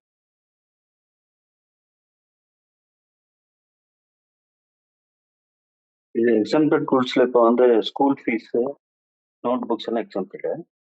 அதுல வந்து இந்த ஷூஸ் இதுக்கெல்லாம் ஜிஎஸ்டி வருது இல்லையா? அப்போ அது எக்ஸம்ப்டட்ல ஜிஎஸ்டிஆர் 1 காமிக்கும் போது அந்த எக்ஸம்ப்டட்ல கொண்டு போகணும் இல்லையா? 8 பாக்ஸ் 8 நம்பர் 8. அது டாக்ஸபிள் புக்ஸா வரணும்னா அது நீங்க B2Cயோட கண்டுபிடி எக்ஸாம்ப்டட் தனியா தான் ரிப்போர்ட் பண்ணுங்க. கரெக்ட். எக்ஸம்ப்டட் தனியாக காமிக்கணும். தனியா தான் காமிக்கணும் சார். பில் ஆஃப் சப்ளைல தனியா போட்டு எக்ஸாம்ப்டட் குட்ஸ் வந்து தனியா சர்வீஸ் ஆர் குட்ஸ் எதுவா இருந்தாலும் டேபிள் நம்பர் 8ல எக்ஸாம்ப்டட் தனியா தான் கொடுக்கணும் அப்படிங்கிறத நான் திரும்பி திரும்பி சொல்றேன். வேற ஒன்றும் சார். சரி, ஓகே. ஓகே. சார் வணக்கம். சொல்லுங்க சார். சார் இது நம்ம எக்ஸ்போர்ட் ஆஃப் கிளைண்ட் ஒருத்தவங்க இன்ஜினியரிங் சர்வீஸ் பண்ணிட்டு இருக்காங்க. அப்ப ஆக்சுவலா Okay, என்னன்னா, ஒரு 1 லேக்குக்கு இவங்க லோக்கல்ல இங்க பர்ச்சேஸ் பண்ணிட்டு அங்க ம். இப்போ துபாய்க்கு கொடுக்குறாங்கன்னா அங்க போய் லோக்கலா அவங்க வந்து கொஞ்சம் மேன் பவர் ஹையர் பண்ணி இவங்க இன்வாய்ஸ் இங்க இருந்து நம்ம எக்ஸ்போர்ட் இன்வாய்ஸ் போடுறதே 2 லேக்ஸ் போடுவாங்க. இப்போ அங்க அவங்களுக்கு ஒரு 50,000 லேபர் ஆகும்.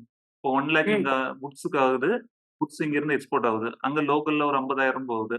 அவங்க ஒரு 50,000 மார்ஜின் வைக்கிறாங்கன்னா இப்ப இங்க என்ன பிரச்சனைனா கஸ்டம்ஸ்ல வந்து நம்ம அதுக்குள்ள பர்ச்சேஸ் பில்லு பார்க்கும்போது 1 லேக் இருக்கும். அவங்க வந்து ஒரு லிமிட் வச்சிருக்காங்க. ஒரு மார்ஜின் வந்து 20% தான் இருக்கும், அப்படி இருக்கணும். ஒரு 1 லேக் உள்ள பொருளை எப்படி 2 லேக்ஸ் கொடுக்குறீங்க அப்படின்னு சொல்லிட்டு கொஸ்டின் வரதுனால இப்ப நாங்க என்ன ஒரு லாஸ்ட் ஒரு கேஸுக்கு என்ன பண்ணோம்னா அந்த இதை வந்து எக்ஸ்போர்ட் ஆஃப் குட்ஸ் வந்து ரெடியூஸ் பண்ணோம் வேல்யூவை.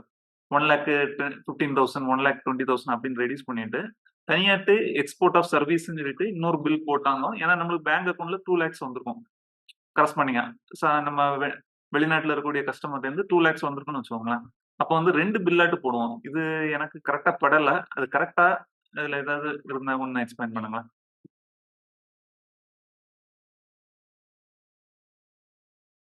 சார் அது வந்து எக்ஸ்போர்ட் ஆஃப் சர்வீஸ்னா நீங்க என்ன கேட்டகரியில கொடுப்பீங்க ஃபர்ஸ்ட்? அதை ஃபர்ஸ்ட் நம்ம ஜஸ்டிஃபை பண்ணணும் இல்லையா? ஸோ குட்ஸ் மூவ் ஆனதுக்கு உங்களுக்கு ஷிப்பிங் பில் இருக்கு. கரெக்ட். ஆமா சார். ஷிப்பிங் பில் அந்த எக்ஸ்போர்ட் ஆஃப் சர்வீஸ்க்கு என்ன கேட்டகரி என்ன கொடுக்குறீங்க? ஜஸ்ட் இதை அட்ஜஸ்ட் பண்றதுக்காக கொடுக்குறேங்கிறது சொல்ல முடியாது. அது கொஞ்சம் வேலிடாவது நம்ம ப்ரூவ் பண்ணணும். ஸோ வந்து எக்ஸ்போர்ட் ஆஃப் சர்வீஸ் என்ன கொடுக்குறீங்க? இல்ல இல்ல இப்போ இந்த இன்ஸ்டாலேஷன் சர்வீஸ் சொல்லிட்டு தான் நம்ம இன்னொரு பில் போட்டு அப்படி இன்னும் பண்ணல. அதான் இது நீ இப்படி பண்ணா கரெக்டா ஆகுமா என்னன்னு சொல்லிட்டு ஒரு டவுட். இல்ல சார், இது வந்து கரெக்டா எனக்கு தோணல. ஸோ எக்ஸ்போர்ட் ஆஃப் சர்வீஸ்னு ஒரு டெஃபினேஷன் இருக்கு. Section 2 subsection 6 of IGST act எடுத்தீங்கன்னா ஒரு 6 கண்டிஷன் சாட்டிஸ்ஃபை ஆகணும். சப்ளையர் வெளிநாட்டுல இருக்கணும். Place of supplier. கரெக்ட் பார்த்தேன் சார். சோ அந்த 6 கண்டிஷனை நம்ம பார்க்கறப்போ அந்த பிளேஸ் ஆஃப் சப்ளைங்கிறது ஒன்னு தான் எப்பவுமே க்ரூஷியலா வந்து மாட்டோம். உங்களுக்கு இப்போ இன்ஸ்டாலேஷன் நம்ம இங்க பொருளை இந்தியால இருந்து இப்போ துபாய்க்கு அனுப்புறோம். அனுப்பிட்டு லோக்கல்ல தான் மேன் பவர் ஹையர் பண்ணி அங்க வச்சு தான் நம்ம இன்ஸ்டால் பண்றோம். அங்க நீங்க அவுட் சைடு இந்தியா தான். ஓகே. அங்க நீங்க பண்ண அந்த சர்வீஸ் இல்லையா, இம்போர்ட் ஆஃப் சர்வீஸ், அதுக்கு ஆர்சிஎம் கட்டுறீங்களா? அடுத்து எல்லாமே லிங்க் ஆகும். ஓகே. இல்ல அந்த இது இன்னும் பண்ணல சார். அது ஸோ வந்து அதுக்கு சப்போர்ட்டிங் டாக்குமெண்ட், அந்த ப்ரூஃப் டாக்குமெண்ட்ல அதான் அந்த இம்போர்ட் ஆஃப் சர்வீஸ்க்கு நீங்க எப்படி பேமெண்ட் பண்றீங்க. ஸோ அங்க ஒர்க் நடந்ததுன்னா அங்க நீங்க சர்வீஸ் அவைல் பண்ணீங்க இல்லையா, ஸோ அதுக்கு என்ன சப்போர்ட்டிங் டாக்குமெண்ட் இருக்கு. ஸோ எல்லாமே சப்போர்ட்டிங் டாக்குமெண்ட் இருந்தால் தான், இல்லைன்னா இது வந்து ஃபேக் இன்வாய்ஸ் அப்படிங்கிற மாதிரி போயிடும். Okay right. Okay okay sir. அது கொஞ்சம் டீப்பா ரெஃபர் பண்ணி பார்க்கணும். ஷார்ட்டா நீங்க கேட்டதை அப்படியே சொல்ல முடியாது. ஓகே. அப்புறம் இன்னும் அன்னைக்கு சொன்னதுல ஒரு இது கிடைச்சது. நீங்க இந்த குட்ஸ் வந்து டெலிவரி செலான் வச்சு பண்றாங்கல்ல. எனக்கு தெரிஞ்ச ஒரு கஸ்டமர் என்ன பண்ணிருக்காங்கன்னா, ஒரு டயர் கம்பெனி அவங்க வந்து டெலிவரி செலான் வச்சு இந்த ஜிஎஸ்டி ரேட் மாறிச்சு பாத்தீங்களா, அந்த 28ல இருந்து 18 கொண்டு வந்ததுல அவங்க வந்து டெலிவரி செலான் போட்டே கொடுத்துட்டாங்க. இடையில செக் பண்ணும்போது என்ன சொல்லியிருக்காங்கன்னா, கிளைண்ட் பிளேஸ்ல டயர்லாம் நல்ல கண்டிஷன்ல இருக்குமா என்னன்னு சொல்லிட்டு செக் பண்ணனால நாங்க இன்னும் பில் ரைஸ் பண்ணல. இப்ப 100 டயர் வரும்னா இங்க வந்து நாங்க வந்து ஏன்னா 100க்கும் பில் போட்டுட்டாங்கன்னா திரும்பி இங்க இருந்து ஒரு 5 குவான்டிட்டி டிஃபெக்டிவா இருக்கும். அதனால வந்து இங்க கஸ்டமர் பிளேஸ்ல அதை வெரிஃபை பண்ணி எல்லாம் அப்ரூவ் பண்ணதுக்கு அப்புறம் தான் அங்க இருந்து பில் எல்லாம் அங்க இருந்து அனுப்புவாங்க அப்படின்னு சொல்லிட்டு லாஸ்ட் குட்ஸ் வீக் அது நேற்று செஷன்ல லாஸ்ட் செஷன்ல அதுதான் எடுத்தோம். என்னன்னா goods sent on approval basis. Okay okay. So இது டெலிவரி சலான் கொடுத்து பண்ணலாம், ஒன்றும் தப்பு இல்லை. இதுல என்ன டவுட் உங்களுக்கு? இல்ல So இல்ல வந்து invoice நான் ஜஸ்ட் ஒரு எக்ஸாம்பிள். Okay okay okay. இல்ல இல்ல நீங்க சொன்னது ஜஸ்ட் ஒரு எக்ஸாம்பிள் புரியுது. ஸோ இது சப்ளை வந்து அப்ப இன்வாய்ஸ் இஷ்யூ பண்ண முடியாது, அதனால வந்து டெலிவரி சலான் இஷ்யூ பண்றோம் அப்படிங்கறத சொல்றீங்க, கரெக்டா? Yes sir. அந்த சப் ரூல் Yes, sir. 4ல சொல்லியிருந்ததுக்கு இது ஒரு எக்ஸாம்பிள் நீங்க சொல்றீங்க. எஸ் சார், கண்டிப்பா. Okay, thank you. ஆமா சார். புரியுது. எனக்கு Good, ஒரு sir. Doubt sir. RCM on rent okay, அது சொல்லுங்க. எப்படி சார் ட்ரீட் பண்றது?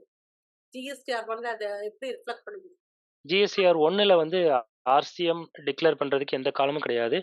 ஒன்லி டாக்குமெண்ட் சம்மரியில மட்டும் நீங்க அந்த செல்ஃப் இன்வாய்ஸ் போட்டிருப்பீங்க இல்லையா, அதோட டாக்குமெண்ட் நம்பர்ஸ் ஆமா. மட்டும் கொடுக்கணும். எத்தனை செல்ஃப் இன்வாய்ஸ் போட்டிருக்கீங்க, அதோட ஆக்சுவலா இது ஸ்டார்டிங் வந்து என்ன சார், லாஸ்ட் ஃபினான்ஷியல் இயர்ல வந்து டிக்ளேர் பண்ணாம விட்டுருக்காரு. ஸோ இப்போ Okay. இது வந்து இந்த அக்டோபர்ல அந்த லாஸ்ட் இயரோட வந்து இப்போ டிக்ளேர் பண்ணலான்ட்டு. அது வந்து என்னன்னா ரெண்ட் வந்து எப்படின்னா ஒரே பிளேஸ்ல இல்ல மல்டிபிள் பிளேஸ்ல இருந்திருக்காங்க. ஓகே, வேல்யூ வந்து அரௌண்ட் 2.3 lakhsக்கு வந்து ரெண்ட் பே பண்ணியிருக்காங்க. ஓகே. ஸோ இதை வந்து நான் ஒவ்வொரு பிளேஸ்க்கு தனித்தனியா இன்வாய்ஸா போட்டு பண்ணணுமா இல்ல மந்த் வைஸ் இன்வாய்ஸ் போடணுமா எப்படி? மந்த் வைஸ் போடுறது தான் எப்பவுமே நல்லது. சரி, அந்த மந்த்துக்குன்னு ஒரு இன்வாய்ஸ் ரைஸ் பண்ணிட்டு ஆமா, அந்த இன்வாய்ஸ் டாக்குமெண்ட் டீடைல மட்டும் இப்ப ஜிஎஸ்டிஆர் வந்து மென்ஷன் பண்ணணும்.